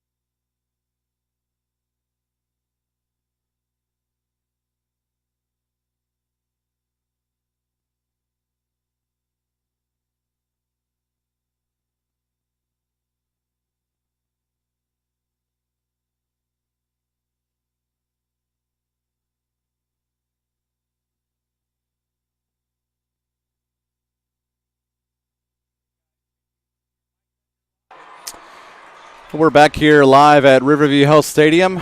Big homecoming night. The band took stage first, and then the homecoming court all the way from the south end zone out to midfield. They had a nice walk before they crowned the winner. We'll have to see if we can get who that was, if that if they have that name. But halftime score is 10-7, Southeastern leading Westfield. Craig Atkins, Brad Silbert, and Perry Williams with you this evening. Beautiful night in Westfield, and it's going to be an interesting first drive of the second half as Westfield going to kick off to Southeastern Royals with a 3-point lead. Well, what the Shamrocks are going to try to do out here, Craig, is they're going to come out here and they would like nothing better than to hold the Royals to a 3-and-out and get this ball back, because they have had some momentum going here toward the end of the half. The Royals did also, but they missed on a fourth down play with about a minute or minute and a half left in the first quarter, which was a huge defensive stand for the Shamrocks. So they're going to tee it up at the 40 and kick it off, and we'll just have to see what happens here. And if the Royals obviously can receive the ball and hold the ball, and what kind of field position they're going to get. It's like Mason Alexander and number 28, Clayton Wilkie. Wilkie on the left, Alexander near side to the right, deep for the Royals. Shamrocks have elected to kick the ball off, not from the center, but toward the hash mark to their left. Not quite over there, but they may try and do something to where they may try and pin them in a corner and make Mason Alexander run. And actually, he's going to the middle, but shorter at the 17 where Wilkie picks it up. And he's got nowhere to run to. Gets 2 yards at best up to the 19. Good strategy there on the part of the Shamrocks that they didn't try to kick it long, because Wilkie just had absolutely no place to go. And I think he may have gotten a yard back on that, because I think he picked it up at about the 18 or 19, and they're putting him right at the 19-yard line now, Craig.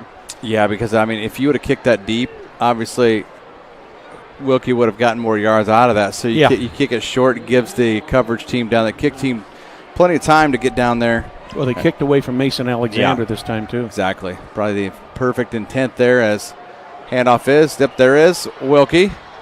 He's got a first down and more, it looks like. And the speedy Wilkie gets all the way up from the 19 to the 37, picked up 18. Take a look at how he had a hole there on the left side, big hole, and the Shamrocks were lucky to chase him down because he was just putting it in overdrive there. So 1st and 10 in business, Wilkie in motion, and there's going to be an illegal motion. Yep. So as he motioned in from the right, tailback, actually fullback back there, Osiki, I think he may have moved. Yeah. So that'll march it back 5 yards, making it 1st and 15. Neither of these teams have had a lot of trouble making longer yardage today. There have been some good, not a lot of real long plays, but they've been able to put the drives together, 5, 6, 7 yards on a play. And it's maybe something here as he hands it off this time. Up the middle he goes. Alexander, I believe. He's going to get 6 of the yards back, so it'll leave him with a 2nd and about 9. Yep. Picks up 6 up to the 38. Westfield student section being urged to make a little bit of noise down here to our right. Bradle getting the call from the sideline. And this one, end around. Wilkie's got it across the 40. Pushed up, and he's got room, and he gets himself past the first down marker up to the 49. I thought he was down there, but that was Donovan Hamilton who was down, and Wilkie just kept going. Watch this second effort on the part of Wilkie here. And Wilkie Hamilton out there to the left. He just kind of bounces off him, and he gets a couple yards past the sticks out at the 48 for a 10-yard pickup. Bounces back 1 and gets about 4 or 5 more on top of it. So Wilkie with a strong start to the second half, 2 carries, 28 yards here to start the third quarter, and it's Alexander this time. He crosses midfield down to about the 48, picks up 4. Nice little run right up the middle once again. And I believe it looked like that tackle, Anthony Feltrinelli, excuse me. Feltrinelli, the middle linebacker, as you get Charlie Dager and Tyler Dykos on the outside. Not easy going past that front row of the Westfield defense, but they did it. And there's Brantman. He's going to be close to a first down. I don't think he made it, though, Craig. I think he's going to be about a yard short, run out of bounds. Yeah, he may have gotten down to the 44. Yeah, it looks like he's going to have about a yard and a half to go to pick up the between a yard and a half and 2 yards. I think they're going to spot it at the 44. He's got to get it in just barely to the 42, so they got about 2 yards to go. 3rd and 2 at the 44 of Westfield. Hand off Alexander. He gets down to the 41. Easily gets the first down by a couple of yards. Nice 3-yard gain there. The one thing I've noticed with both of these teams is both of these teams are well aware of, number one, where they're at on the field, and number two, where they've got to go to get that first down. Yeah, and it's obviously you watch a game on TV, they've got the nice yellow stripe for the first down for us. They have to know where they're going because you don't see that on the field. Another end-around play. John McCoy. McCoy still on his feet, run out of bounds. He picked up about 8 or 10 yards, and Royals are going to have another first down, Craig. Yep, first down to watch McCoy as he comes out of that slot in motion, finds room, and there's plenty of space for him to run. Nice blocking out of bounds there. About the 28, picked up 13. Nice blocking there by the Royals offensive line. Twins here to the near side. Silas Newton and Wilkie. And the Pistols, Bradle fakes the handoff, and this one is caught. Is that Donovan by Hamilton? Yep. And looks like he's down. Might have picked up 5. Did he get out of bounds? I believe so. I didn't think he got out of bounds, but he did. He was covered by Dykos over there on the side. Hamilton picked up 4 there. Scoreboard officially calling it a 2nd and 6 from the 24. Up the middle goes Alexander again. Down inside the 20 to the 18. Picks up 6 right there at the first down marker. And another first down. Coming into this game tonight, Alexander had 54 carries for 213 yards. Parking lot lights just went out.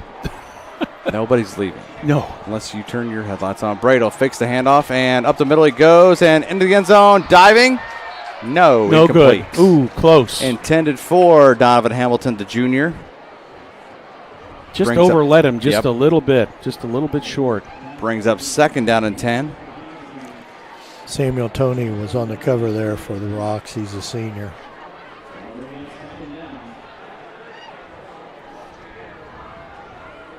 Ball at the 18 of Westfield.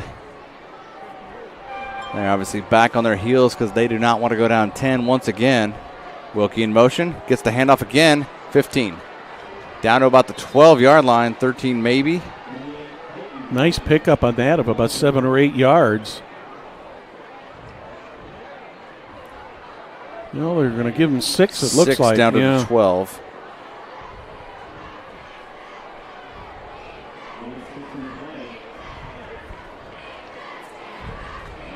Tenth play, actually, 2, 3, 4.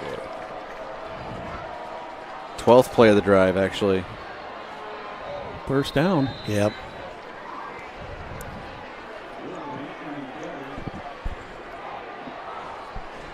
We'll mark him down at the 9. I'll check that. Now it's going to be 4th and 1. He picked up 3 from the 12, from the 12 down to the 9. So another big 4th down play here for both of these teams. In motion comes. And we're going to motion. Somebody moved. The Royals move, or did the... Everybody's pointing to each other, so... Who did it? Who Man did in the it? white hat is going to tell us what it is here shortly. Southeastern backfield. Looks like Wilkie's pointing at Westfield. Yeah, it is. It is going against Westfield.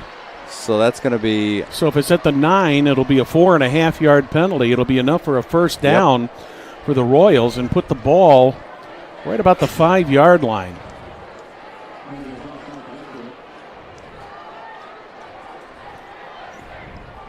So that'll be a 1st and goal from the 4 for the Royals. They get a break.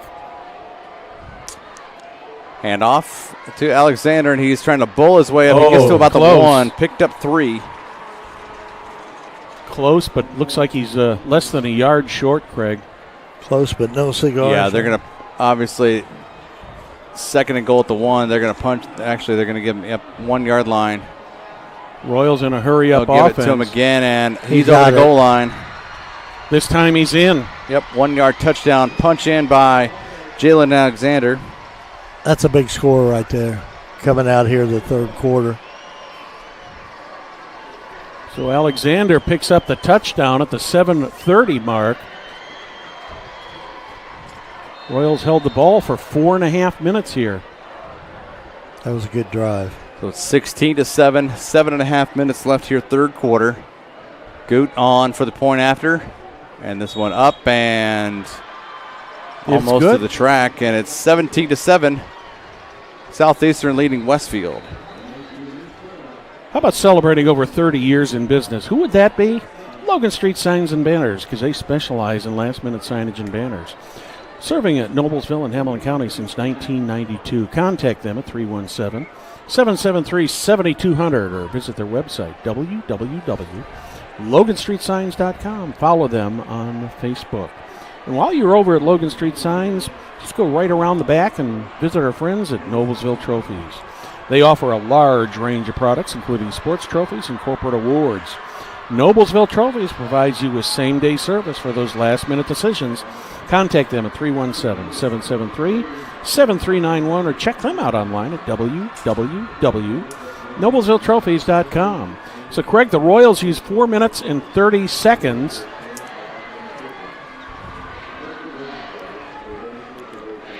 Okay. Yep.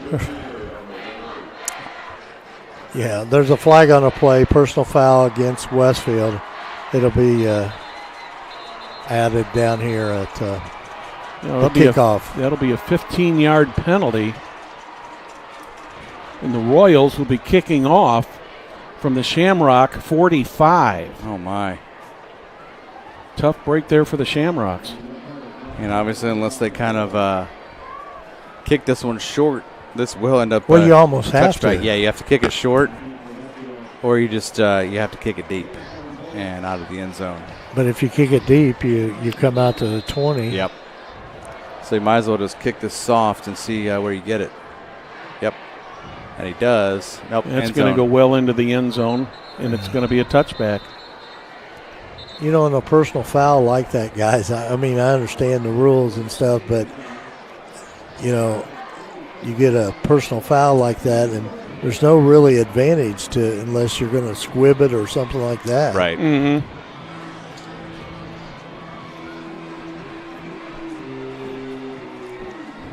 So we're 7:30 remaining here, 3rd quarter. Royals out to a 10-point lead, and Perry is avidly working the computer, looking for other scores for us. So as soon as he gets some, he'll update us on other HCC scores and other scores of interest here in Hamilton County. Back to it on offense for Westfield. Ballard and company looking to have to get something going, or this is going to get a deeper hole for them as Garnett gets the handoff on 1st down for 6 yards up to the 26.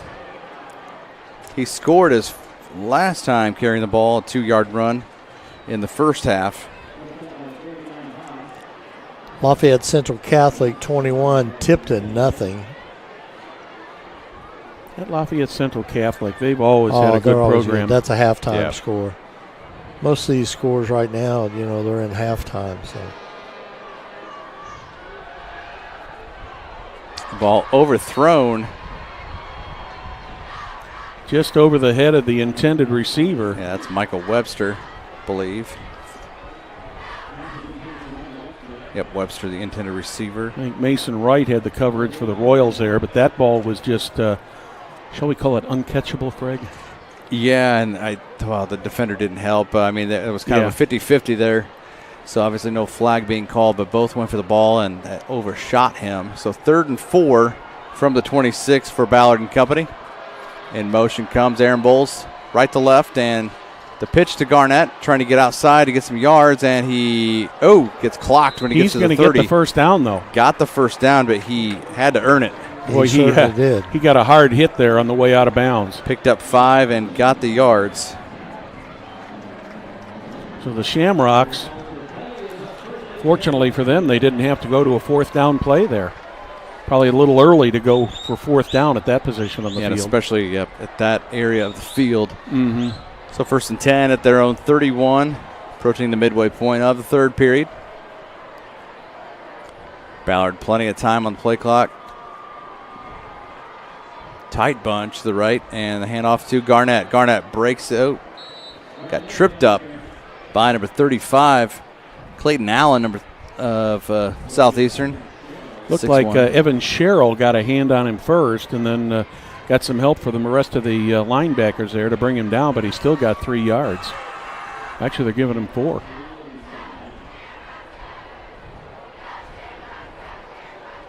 Nothing more fun than Friday night high school football. Motion again, fakes the handoff to, and up the middle he goes, and batted down by number 23, Donovan Rhodes. Great defense there. Absolutely. By Donovan Rhodes. He got a hand up there just in time. Otherwise, the Shamrocks would probably be celebrating in the end zone right now. Wow, what a great job there defensively. Yeah, we heard some oohs from the home crowd here, but that was a great play on the ball by Donovan Rhodes. Aaron Bowles, I don't think he has anything to complain about that, but No. it was a good play both ways. Excellent camera work by Will Wofford. Thank you, Bill. Big 3rd down and 6 at their own 35. 5:45 in the third quarter. Ballard barks for it. Play action fake and throws it wide open. My goodness. Almost dropped it. Was Aaron Bowles, and he gets out of bounds at about the 47. Picked up 12. You know, that was some real concentration. That's who Gabe Aaron Bowles is, and that's what Jake Gilbert will tell you. He is that guy. He was counted on all last year as a freshman, and he picks up 12 up to the 13 up to the 48. Shamrocks 1st and 10 quickly Rocks. up to the line of scrimmage for that first down at the 48. Clock rolling, 5:25 here in the third. Plenty of time on the clock as Ballard gets a new play. Calls a signal out. Twins here to the near. Drops back and finds overshoots Michael Webster. Halfway through the third quarter, Brownsburg 24, Fishers 14. I can't say that's a big surprise, Perry, the way the Bulldogs have been dominating the conference so far this year. Yeah, they've been mowing down everybody in their path. Yeah. Got a holding call here on the Shamrocks. The flag was thrown in the backfield, so they're going to lose almost 20 yards on a 10-yard penalty, Craig. Oof. Now the ball is going back to the 33, and it was at the 48. Yeah, they're calling this 1st and 26. They're going to need the 42 of Southeastern for a first down. I did not see the penalty.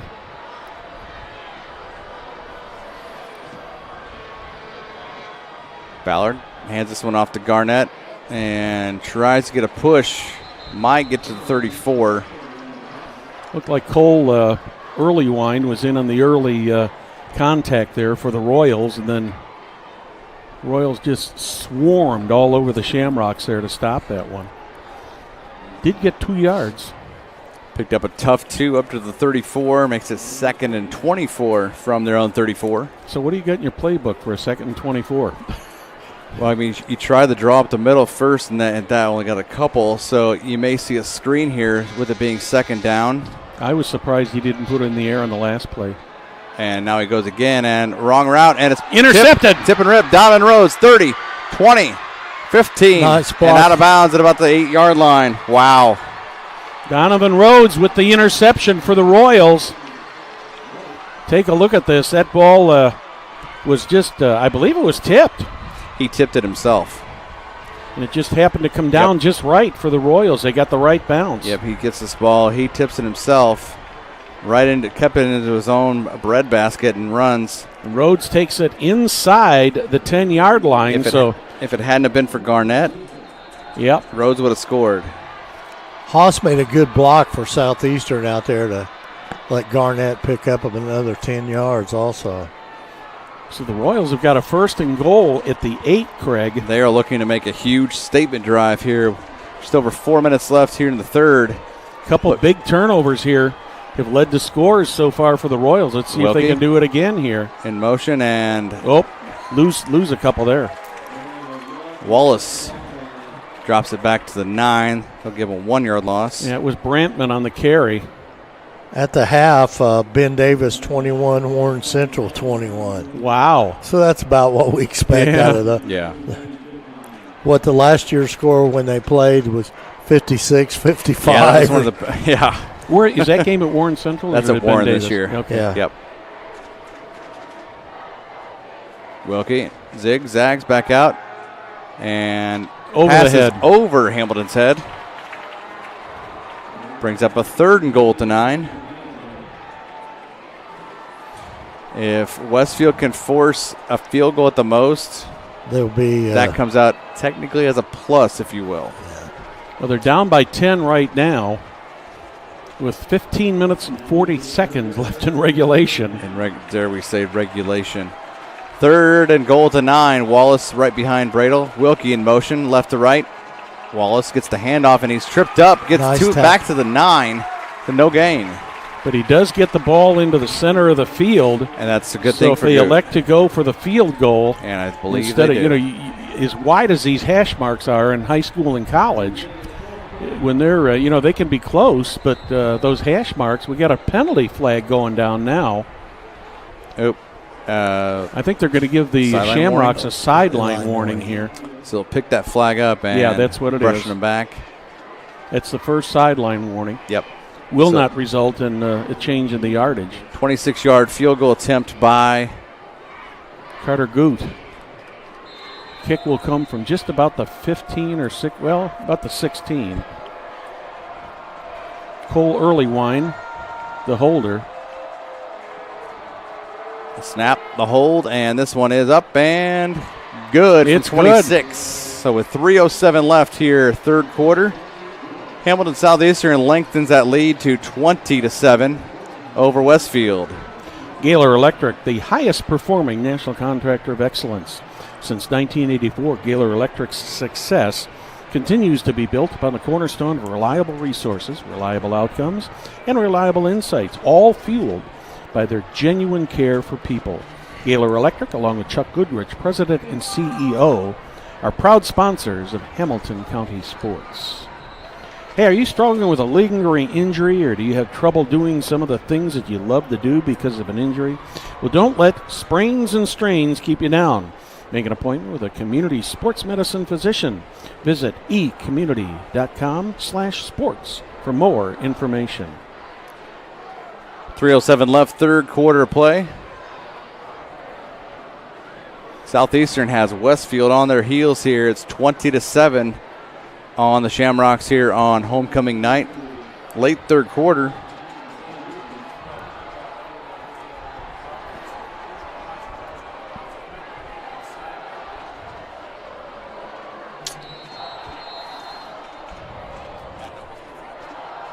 Yes. Also next Saturday, that'd be the 24th, I believe. If I'm doing my Shamrocks have it from the 10. Oh, Garnett just about broke it. He just barely got tripped up. If he hadn't gotten tripped up there, Craig, he would have been down to the goal line. As it is, he gets out to the 35-yard line, so he's got a 20-yard kickoff return and puts the Shamrocks in pretty good field position. Yeah, it's good to start the drive. This drive at the 35. Well, we've got a moment. Yeah, next Saturday, a week from tomorrow, Hoosier Crossroads Conference cross-country meet. Save that three times real fast. I can't do it. It's going to be at Noblesville there at White River Elementary. At the, we could say that's the cross-country course built by Kent Graham, if you will. That'll be streamed live here on Hamilton County TV. Garnett gets the pitch to the right. might have gotten a couple, one maybe at best. Yeah, it looks like they're going to give him. Yeah, I think you're right, Craig. They're going to give him about 1 yard. He dove there. right into a pile. Yeah. 2nd and 9 at their own 36, 2:42 and counting. He does get 1 yard there. That Royal defense has just been swarming all over the Shamrocks, but Garnett has done a good job of breaking some nice runs though too.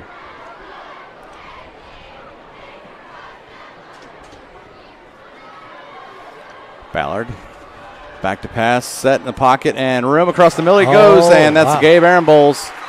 Actually gets brought down at the 45, so that's 19 yards on the pickup for Aaron Bowles. I think that was Judah Parker who brought him down. And the Shamrocks are into Royal territory at the 45. 2:08 clock rolls with the first down marker set.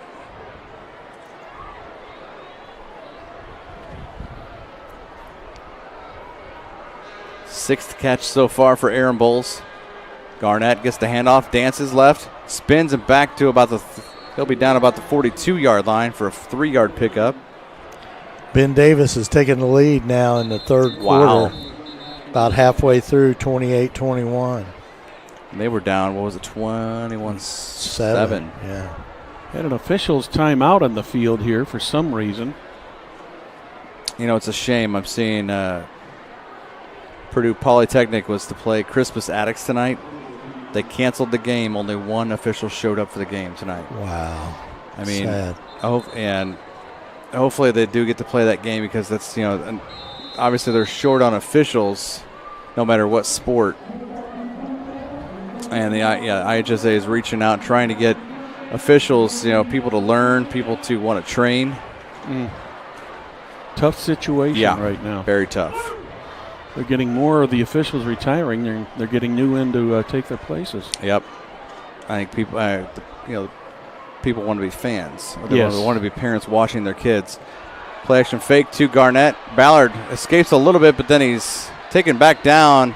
He's going to lose about only 4 about a or yard. 5 on that. Actually, it looks like about a 4-yard loss for Ballard. They're going to put it down just between the 46 and the 45, closer to the 46. So it's going to make it third down and 11. Under a minute remaining here in the quarter. Third down. Yep, this is going to be third down. Yeah, yep, third there. and 11. Yep, scoreboard and the down marker are correct now.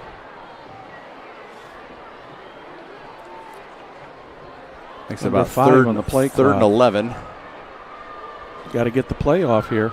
They're Yep, not going to and get it there's- off. Yep, delay again. That's There's another gonna be a 5 delay. yards. Yep. That'll bring it back 5 yards to the 49 of Westfield. That's the kind of mistake that a coach Yeah. like Jake just goes nuts when a play like that happens. That's almost uncalled for when you got a 40-second play clock there. So it'll make it third and 16 now. Third and 16. Scoreboard says fourth, but it is third. Don't pay attention to that. Yeah. 28 ticks left. Just watch the one here at the bottom of your screen. End of there, and across the way they've got the right down marker. Ballard keeps gonna it. try it again. But He's going to lose he again. might have lost one. They might get him to the line of scrimmage, but not the best play. I mean, not the play we expected on 3rd and 16 from your own 49. Evan Sherrill with the initial contact on Ballard. So That play really surprises me. Yep, Craig. that's going to be the final play of the third quarter here, as Southeastern with another 10-0 quarter, as they lead now 20-7 here at the end of 3 quarters, and we'll come back with a great fourth quarter, and we expect nothing less.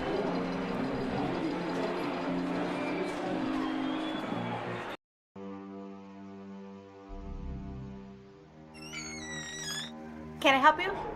Yeah, I'm looking for Logan Street signs and banners. You found us. But this ain't Logan Street. This is South 10th. We moved 22 years ago. Well, how come you didn't change the name? That would have just confused people. Well, actually, South 10th is Allisonville. If you're from Fishers. Well, before that it was 37A, and before that it was State Road 37. So you're telling me that Logan Street signs and banners isn't on Logan Street anymore. It's actually on South 10th. That's Allisonville and Fishers. And before that, it was 37A and 37? So you got that straight? Logan Street signs and banners conveniently not located on Logan Street, but rather South 10th Street in Noblesville. Exactly. Welcome back to Riverview Health Stadium on the campus of Westfield High School. 4th and a bunch, call it 4th and 16. Shamrocks ready to punt, Craig. Yeah, I can just hear Jake Gilbert as this one goes high booming punt. high. Wilkie lets this one go out of bounds. It's going to be probably around the... Did it go out of bounds? It looked like it went yes, a little it did. Yeah, it further did up go than out. that. Well, it went out of bounds and then bounced back in. Yeah. It's hard to tell if that official knows. Yeah, he's marking it at the 17.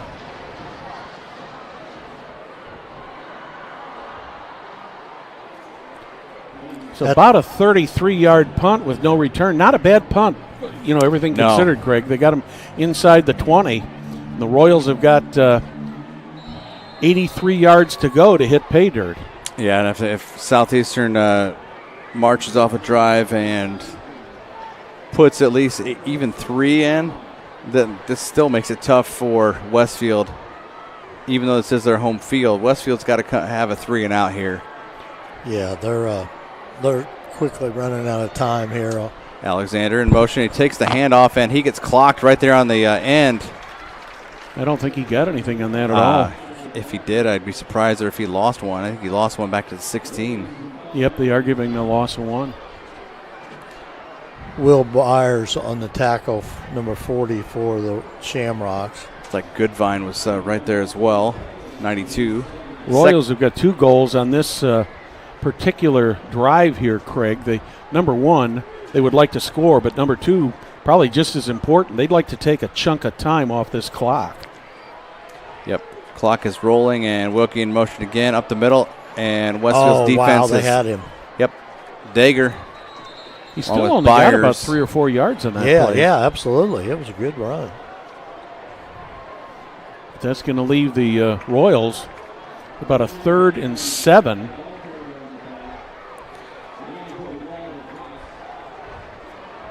They picked up a tough 3 yards. Yeah. Shamrocks making numerous changes on the defense. Trying to get off there.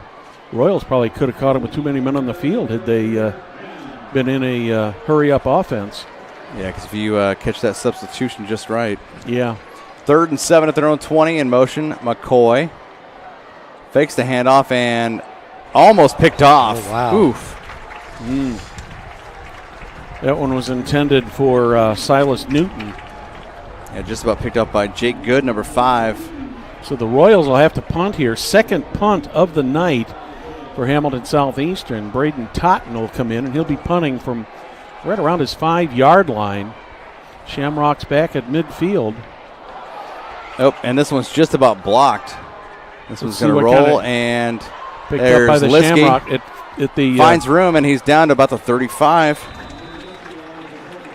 So the net on that thing is they actually only gained not much, about 15 yards on that. So this gives Westfield a short field at the Southeastern 35 for this drive, and only down 13 with 10:07 left. This is the break that the Shamrocks needed, Craig, after they gave up the ball earlier. Oh, wait. They have not changed. There's a personal foul on Westfield. Oh, man. So this may be an automatic first down. Well, it depends when that foul took place. If it took place after the kick. Yeah. So they're...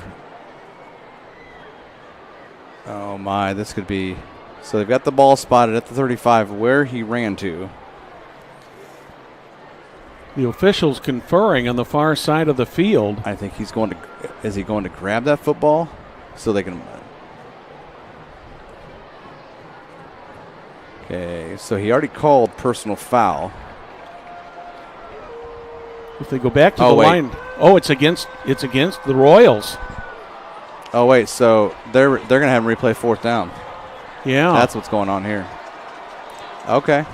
Well, they got to march off the yardage from about the 20-yard line, so it'll go be half the distance to the goal, so it'll go back to the 10. Yeah, because since it was at the 20, they haven't taken it off yet. I'm surprised that Westfield is taking this penalty with that ball because honestly, at the 35-yard line. That's good field position. He could get a boot off here. Yeah. And they were lucky enough to get a roll where Liskey picked the ball up and he got down to the 35 for about a 16-yard return. I'm surprised that they're taking this also. Totten is averaging 21 or 27.1. Now what are we doing here? Update from Arcadia after 3 quarters. Western's up 35-14 on the Huskies per Richie Hall. I thought that they called that against Hamilton Southeastern. So did I. So, yeah. But they're putting the ball down now. At first they called it on Westfield, and then they came back and he came out here and called it on. Oh, my. So this is going to be a first down by penalty, the second tonight for the Royals. And Jake Gilbert's livid on the sidelines.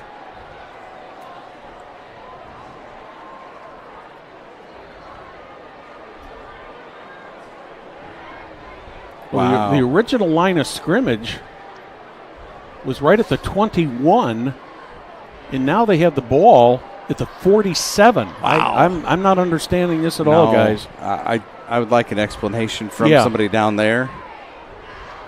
We need somebody from one of the national crews, like they've got. We need Mike Pereira. Mike Pereira or Dean Blandino or somebody, one of those officials. You remember Red Cashin when he used to referee? Perry, you'd remember him, the old Texan. I'm not that old. I don't. You've mistaken Perry for somebody else. Yeah. Red Cashin had a way of saying first down that was first down. He was quite the personality. Well, guys, that's another one and we had one earlier in the season this same, and I believe it was here. It was here because. And it was. Yeah, yes, that was against Lawrence Central. Yeah, it was wild. It was the play where, Lawrence Central had penalties on a 4th down, and they kept going. I'm sorry. Was it? Now what are we doing? They were going for 2, is what it was back in week 2. Well, the referee is talking to. Oh my! What are we doing? Talking to the coaching staff now, and the ball is going further. When you see Westfield's offense is out there on the 40. And that's Southeastern's defense over there. If that's the case, so I see it. They're taking it from where the return was. The personal foul happened after the play, but it looks like they're taking the yardage back. Well, no, not really. Unless there was a double foul. But if it's double foul, or actually if it's 2, I mean, you don't usually see them take both personal fouls. I have not.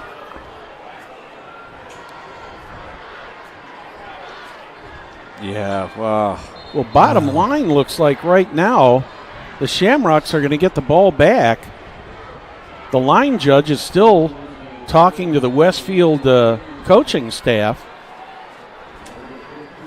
And I don't understand how the ball ended up at the 37-yard line. So to reset this, and I'm going to ask Coach Gilbert what happened, or Coach Kelly, whichever. Read it tomorrow in the Reporter. That's right. I'll hopefully get that story for you. 1st and 10, and Ballard rolling out, and he is hit as he throws it. Is that a fumble? It is. Garnett jumped on it, and we got to watch. We got to watch this replay because I think they're going to say that ball went out of bounds. Yeah, that was I think Garnett, I believe, dove up at the 34, so it's going to drop 3 yards off his total. Incomplete.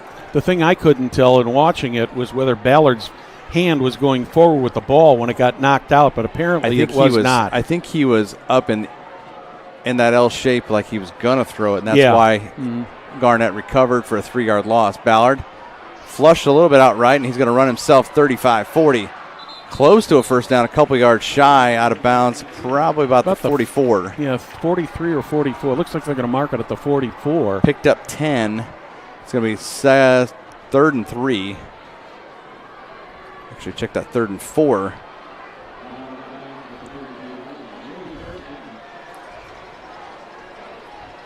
Ballard getting the signals from the sideline. Aaron Bowles going out to the left. Two receivers out to the far left. Garnett to his left in the pistol for Ballard. Has time. Back to pass. Finds his receiver. There is Michael Webster, 50. Down and almost picked up. He gets all the way down to the 42-yard line.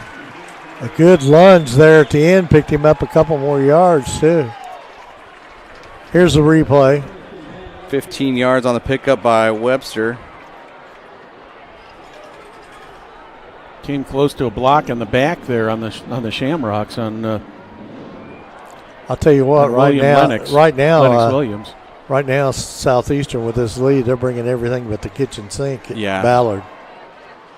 Yep. So if he's got blocking, look out, he's going to pass. And this one, Garnett's got it, and he is just down for a 3-yard pickup to the 39. He's lucky he got 3 on that. Yeah. But, Evan Sherrill on the tackle for number 48. Did you see how Sherrill got him? He got him very high, and I'm surprised he didn't get away. Yeah. Yep. With those speedy legs, Garnett could have just kept going, but Sherrill's that's also heavier. A pretty big boy on your back, guys. Come on now. Put that weight on there, and that's where Garnett did not go as far. 2nd and 7 at the 39 of Southeastern. Play action fake, and Ballard keeps it himself and gets down to about the 33, and there's a late hit. They're going to call it. That's Picked not up a good 6. call. Yeah, it looked like he almost clotheslined. Picked up 6, and like they say, once he commits to that slide, you're done. You cannot touch him. So Ballard, close. That's close. So 6 yards. But it's really not because the referee called it. So. Yeah. Well, we've had some strange calls. Yes, here we tonight. have. So 6 yards, that would have put him 1 yard shy, and now they've got it down to the. Well, they're just about down to where they were when they had all those penalties go off here earlier. Right. But about 5 minutes left off the clock. 8.5 left here, 4th quarter. 1st and 10 at the Royals 18. Ballard in the pistol, 3 wide with Garnett. Hands it off to Garnett, and he spins down to about the 16. That time he couldn't spin out of the grasp of the Royals. And I think that was Connor Hertenstein that got him, or rather Landon Skaggs. I'm sorry, read the number wrong.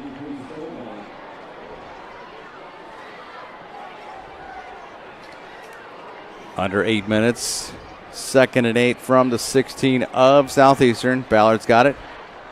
Hands this one off to Garnett, and he is trying to get to the 10. Looks like he's down at about the 12 for a 4-yard pickup. He's going to be several yards short of the first down, but obviously 4-down territory here at this point. Yeah, because he's got 4 receivers out there. He's got, I believe, number 2 out there, Patrick Stram, along with Nosler, Webster, and Aaron Bowles. Aaron Bowles switching sides right to left now. He'll be out there with Stram. And double tights with Nosler right, Webster left. With Garnett in the backfield. Ballard calls for it. Garnett picks his feet up. 10, 5. He's going to score. Touchdown. Kendall Garnett from 11.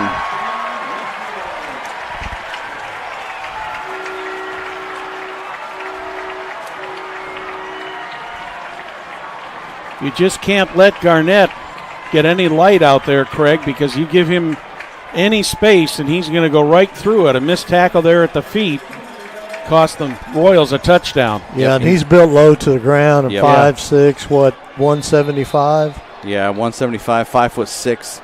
A very important extra point here. Yep. Boehm on for the kick, and this one is booted through the uprights and good, and that cuts the Royals lead at 7:06 left here, 4th quarter.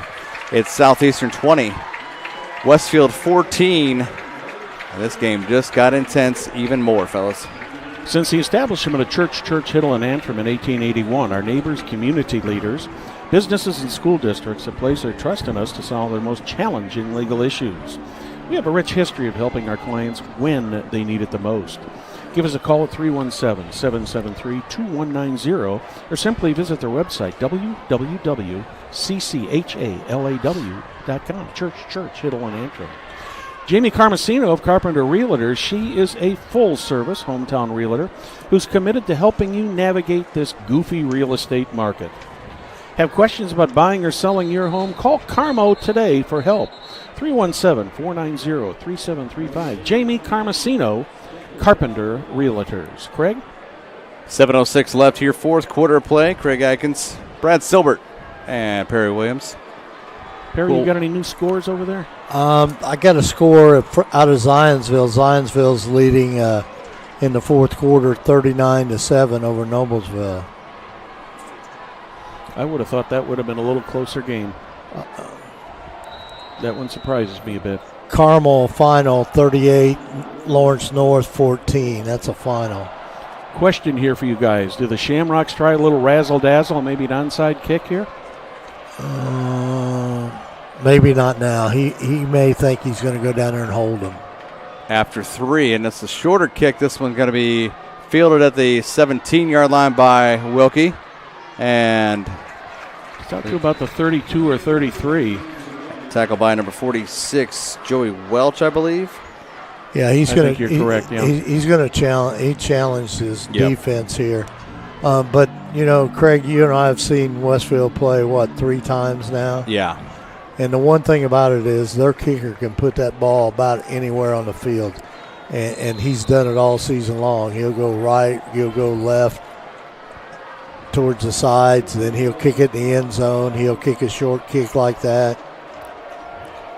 Yep, it's the beauty of having a kicker like Brody Bayman. He's just a junior. Draw up the middle, carried by Alexander. Up to the 32, picked up 4. Yeah, and you've got a kicker like, he's had a good history of kickers during his tenure here at Westfield, has Gilbert. And now he's, they can position the ball, and those same kickers, they punt the ball so they can, if they have to punt, they can pin a team deep or whatever they may need. This one up the middle again. Southeastern obviously trying to waste some clock. Up to the 34, a 3-yard pickup by Alexander. But the biggest thing is, like you said, Jake Gilbert is trying to trust his defense here with them only being down 6 with half a quarter left of football. 3rd and about 4 now. You have a big 3rd down. Westfield's home crowd here on homecoming is the stadium rocking. I'm telling you, you can feel it. Bradle back there. A lot of time left here. Trying to get the call from, and now they do raise it to 3rd and 4. Bradle. Wallace in the backfield with him. Check that Wilkie, or Alexander, rolls out left, and he's just about sacked. What a pickoff! That's good on the, oh my, picked off by Jake Good. Wow. And Good goes out of bounds. What a huge interception right there. Wow, Good. Felt the pressure there. Yep. Nice job. He stepped right in front of that and caught that ball. Okay, and I think because he threw the ball, even though he went out of bounds, he threw the ball straight up. Threw the ball straight up. They're actually going to, they're going to call that. I thought he intercepted that ball. I did too. I'm confused. He must have been out of bounds. Almost kick. Ooh. This one's going to be line drive, and Liskey runs into his own man, and he gets up near the 45. That was a brave catch by Liskey there to not call for a fair catch, I'm telling you. Yeah, Liskey is kind of risky like that, and good field position for Westfield with 5:29 left here in the fourth quarter, and they'll start this drive at their own 44-yard line. They got plenty of time. Yeah, Craig, we got to remember Liskey was an offensive player last year and a very good receiver. Yeah. He just needs him worse on the defensive side. He was good in the slot, and he's even better at a cornerback this year, and he returns the ball well. So, well, let's see what the Rocks can do here. Ballard's let's see what both sides can do here. 5 wide, plenty of time. 4 receivers here to the near side, and he's coming. Wow! Risky pitched it to Aaron Bowles, and he lost 2. But man, They were coming. They let the They brought the house for that one. They sure did. Yep, that was Patrick Schramm. Number 2, his first catch is for negative. I think every Royal in the front line was there in that backfield so quick.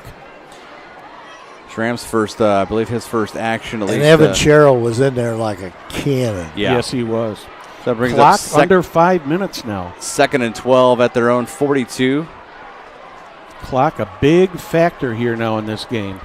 May have been a risky thing, but obviously Westfield wants to waste some time, but also they want to get down there and score. Ballard flushed out left. He's got a lot of room. 45, 50. He's got a first down. Out of bounds, 6 yards past the sticks.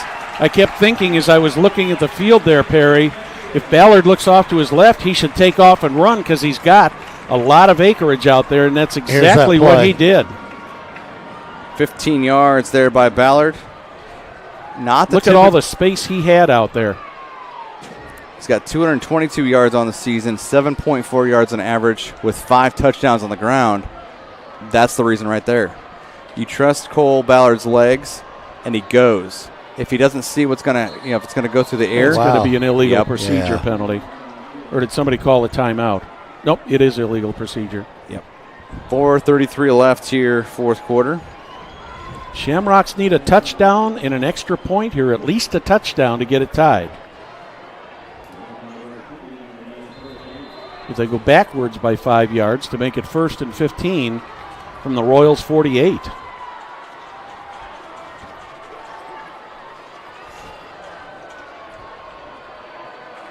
Huge 1st and 15 as they mark off 5 yards here. As he brings Garnett back from dot in his eye to next to him to block. And here's a pass that's over the head of Aaron Bowles and incomplete. Unfortunately for the Shamrocks, he couldn't get to Aaron Bowles, but fortunately for the Shamrocks, that ball was not going to be intercepted. Right. Yeah. So that one works both ways. He threw it in a place where the only one who was going to have a play at it was going to be the man in green. This is where your strategery as an offensive coordinator's got to be at its finest for Westfield, as it's 2nd and 15 at Southeastern's 48. Fakes the handoff to Garnett. Ballard's got room. Oh, he throws it right into his defender's hands. Picked off. Picked off. 35, 20, 15, 10, 5. Touchdown, Southeastern. Clayton Allen, number 35. Oh, my. Wow, what a turn of events right there. Take a look at this replay here. An ill-fated throw by Ballard. Just a little toss there. I don't think he meant to do that. No. I think it kind of slipped. It slipped out. Yeah, the defensive guy hit the arm of Clayton Allen manages to pick up that ball, and the Royals are up by 12 right now. Wow. Man, 2 huge plays in this ball game so Wow. far. Been a turn of events. And they're going to go for 2. You see Ty Bradle over there about the 24-yard line getting the offense. They want to go for 2 to make this a 14-point solid game. Here's the replay. Let's watch this. And good read as Ballard runs. He should have just tucked, but instead. Yeah, he was getting hit. Yep. And that's what disrupted the play as his ball hand was just fell going out of forward. his hands. Yep. And somebody has obviously called a timeout here. I did not see who called the timeout, but while we got a moment here, let's remind you that Blades Audio Video Security is Indiana's premier Indiana K-12 audio video security provider. Blades AVS is a design build firm that provides high-quality solutions that are designed, engineered, installed, and awarded by our expert team. For 18 years, we've been helping schools and local businesses see and hear more clearly. We've added securing your facility to how we can serve you better. So whether it's your sound systems, your displays, your network, or your building security, ask how our experienced Blades Audio Video Security team can serve you better. Well, Craig, a big turnover, and so far tonight, the Shamrocks have turned the ball over 3 times, and every one of those turnovers has resulted in a touchdown for the Royals. Yep, turnovers have been huge tonight against Westfield, and obviously for Southeastern. It's just, Westfield has tried to come back from things, but then another miscue finds it going the other way. And just obviously a frustrating night on both sides of the ball for Westfield, because the past few weeks they've been able to get a lot of things going and do it the way they want to. Going for two are the Royals. Bradel, Brantman in motion. Back to pass, and this one all alone in the end zone is number 39. That is Brantman. So the Royals will make this a 14-point game. There's a flag. Let's see what the flag is going to be here. It is against the Royals, it looks like. Now, do you think that this will happen like it did 3 weeks ago, Perry, where Will Patterson and Lawrence Central got flagged 3 times trying to go for 2? I hope not. Brad, we've never seen anything like it. 3 weeks ago, kid you not. 3 times. Lawrence Central going for 2. They get penalty. Go for it again, penalty. Go for it again, penalty. They went for it. I swear they had. And keep in mind, the clock don't move. Only that little clock over there, the play clock, was moving, and they were back at, I think, about the 38-yard line. They had lost 35 yards in penalties, and still a 15-yard penalty called here. I did not see what the call was. On the replay, I tried to see it, and I didn't. Yeah, it may not have been something completely obvious. So the Royals go back to a 12-point lead, or I should say stay at a 12-point lead. 4:15 left, and they may lose 5 if they don't snap it here. Yep, they're going to get 5 more. Because the play clock went down to 0, so it's that's it. Only happens in Westfield. Yeah, it only happens at Westfield, where quirky penalties like this get called. Well, we had one in a youth league game last week when you were there, Perry. That's 5th and 6th graders, man. I mean, this is 3 penalties on the offensive team, 2 on the defensive team. Oh, goodness. So that brings it. This is a heck of a conversion now. Yeah, I mean, you might as well kick it. It'll end up being a 30-yard PAT, but so 20 yards in penalties. Bradel, now he's got Wilkie in motion. And back to pass. He's throwing to the end zone. He's got one up there. He's wide open. Has he got it? No, they're saying he's out of bounds. McCoy was out of bounds. So now with 4:15 remaining here in the 4th, the Royals are up by 12, 26-14. As I said earlier, Craig, it just, wow, what a game this has been. Hey, let's tell you about Bastion Solutions. You want to be part of a cutting-edge business? Bastion Solutions is hiring. Voted the best place to work in Indiana, one of the best places to work in Indiana, let's make that. We're a growing team making an impact on the community and the world. As a Toyota Advanced Logistics company, Bastion Solutions is committed to our employees, offering a comprehensive benefit package and career growth potential. We're recruiting for our corporate headquarters in Carmel and our manufacturing facilities in Westfield and Greenfield. Apply now at bastionsolutions.com. When we work, the world works. Back to it. 4:15 left.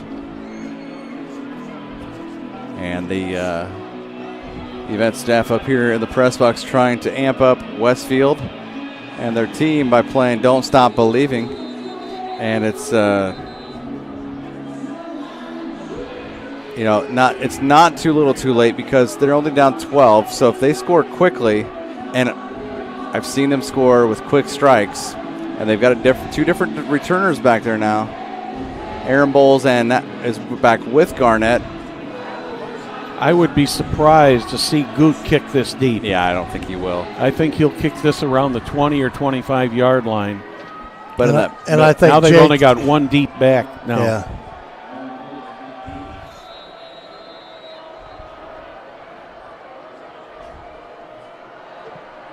No, he is going to kick it deep. And this one goes. Whoa. Aaron Bowles picks it up at the 1. Gets up to about the 17, and he's still in bounds. Finally goes out of bounds. I think he let that bounce thinking that might go out of bounds, Craig, but it did not. Yeah. And he actually picked that up at the 1. He had a foot in the end zone, but the ball never got into the end zone, so it can't be a touchback unless that ball goes in there. So basically about the same as a touchback because they're going to take over 1st and 10 at the 18. Yeah, you can't necessarily trust the spin of a kick because that football, when it comes off a kicker's foot, it's got a mind of its own. Oh, yeah. You don't know if it's going to go out of bounds or if you should just pick it up off that bounce and go with it. So Ballard going 5 wide, twins to the near, trips to the far, and got incomplete to Aaron Bowles, his go-to guy. A final, Zionsville 39, Noblesville 7.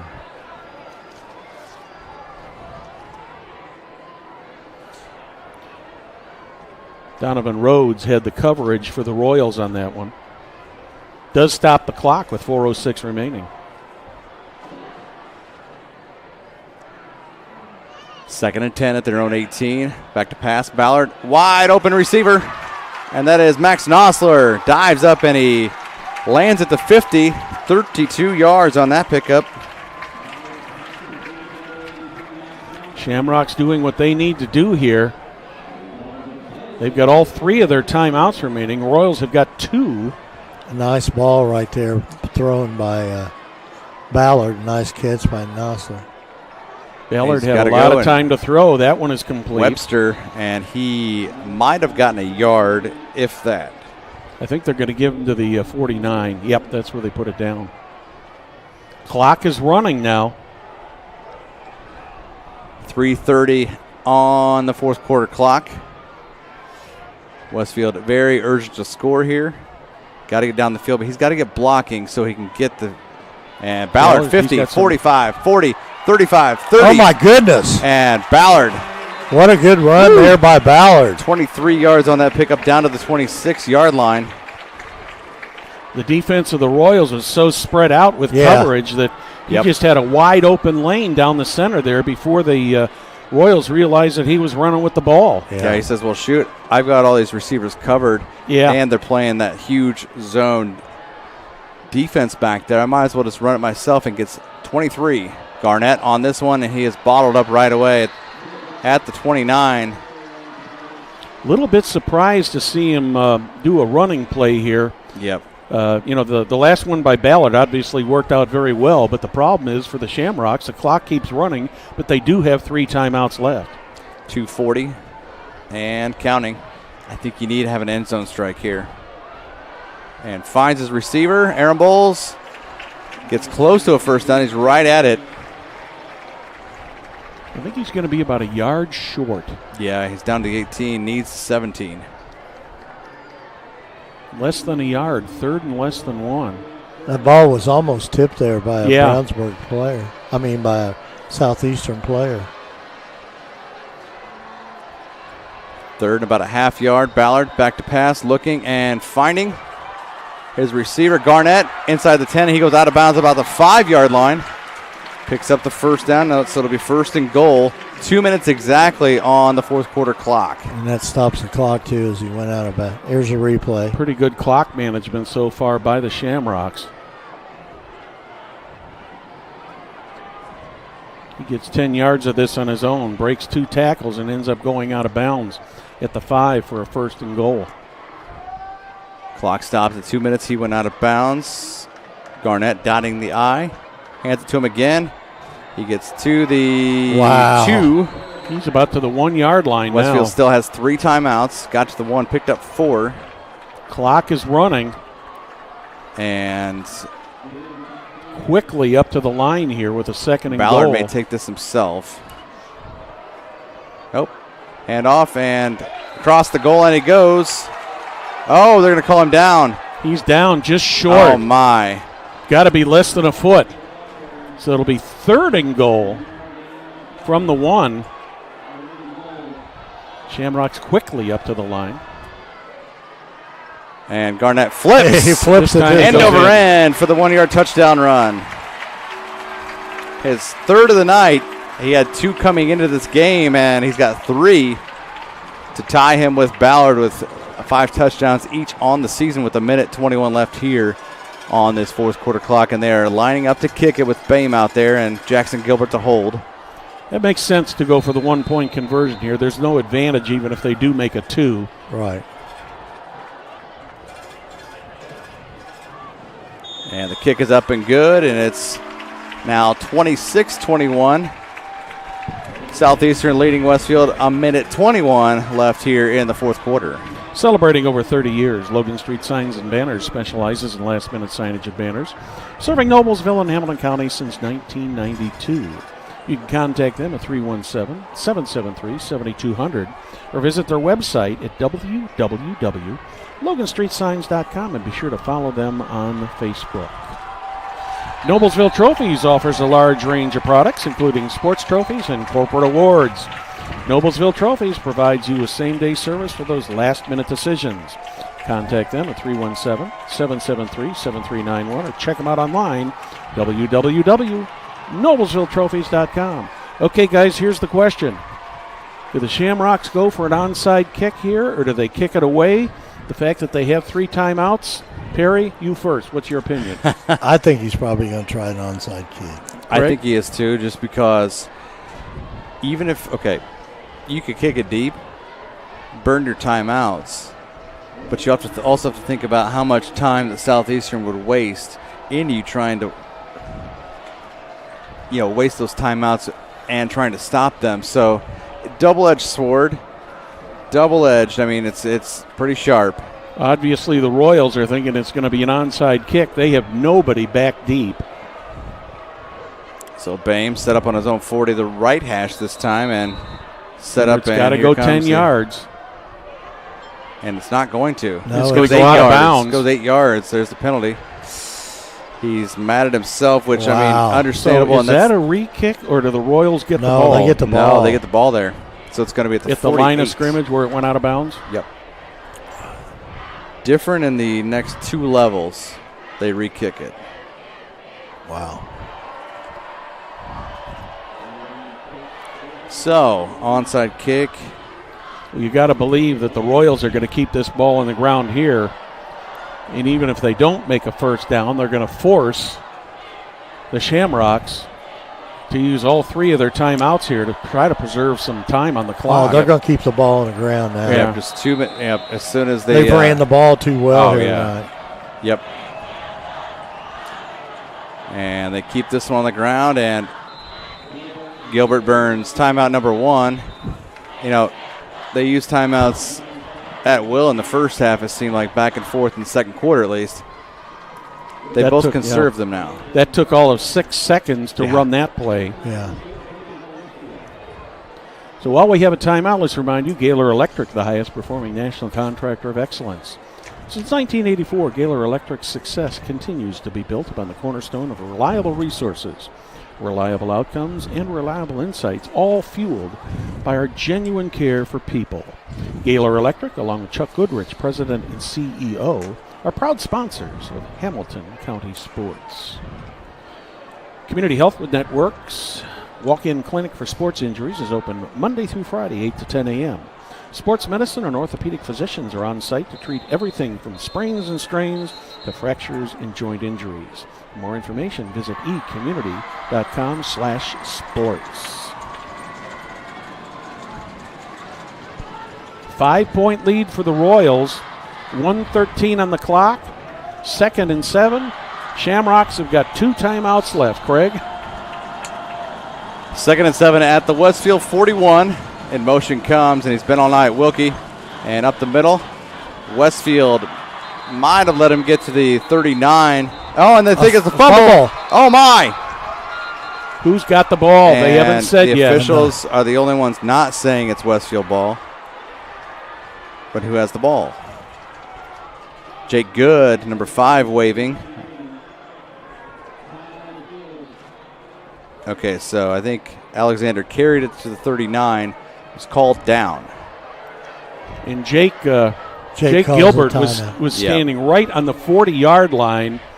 And as soon as the whistle started blowing on that play, he was asking for the timeout. Yep, barely any time it came off. 6 seconds went off. 6 seconds again. So this will be a 3rd down play. 1 timeout remaining. So if the Royals cannot make the first here, they'll have 1 more play to do it if they want to try it. But they've got about About 5 yards to go to make the first down. If they make the first down, this game's over. Yep.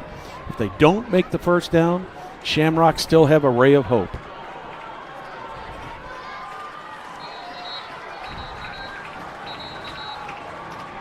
Royals coming back out on the field. Big 3rd down and 5 at the 39 of Westfield, just inside the 40. And obviously they want to milk this clock if they can. Wilkie in motion again. This one handed off. Oh, no. No, keeps it. Bradle keeps it. Oh, got the first down. Slides at the 33. And that's going to be the game. Yeah, Yep. picked up 6. Westfield does call a timeout, but at this point it's all academic. But you got to say that was a great call by Coach Kelly. Oh, yeah. That was a brilliant call by Coach Kelly. Well, Ty Bradle is quite the athlete. He's a strong young man, and made a nice fake on that, too. Yes, he did. Huge first down there by Bradle, and not sure if that was the exact design play, but you know what? Bradle found that just like Ballard has on their side of the ball for Westfield. Yeah. Bradle found it on right there, and he had plenty of space to get that 6 yards, and they actually gave him 7 down to the 32. Well, Ty Bradle knew he had to get to the 33-yard line. And he knew where it was. As soon as he got to the 33, he dove into his slide and started his slide at the 32 because that's where they put the ball down, is where he actually starts the slide. So 1:01 remaining. And Royals into victory formation here. And this is going to move Southeastern to 5-0. And you may know this stat, Brad, for the first time since. Do you have this? I do not have that. I'm sorry. Brad, just curious if we led you up for the big ending. Perry's the stats guy.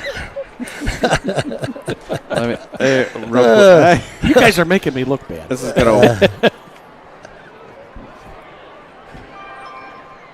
One more snap is all it will take here. Well, you know, the one thing about it in this ball game, we saw the good, the bad, and the ugly on some of these. Yes, we did. It started out very, very strange. Yeah. Perry, your thoughts on the game? Well, you know, it's a typical Southeastern Westfield game, and we all know they're probably going to see each other again. So, well, it'd have to be at the regional. I know that, but it's still they're going to.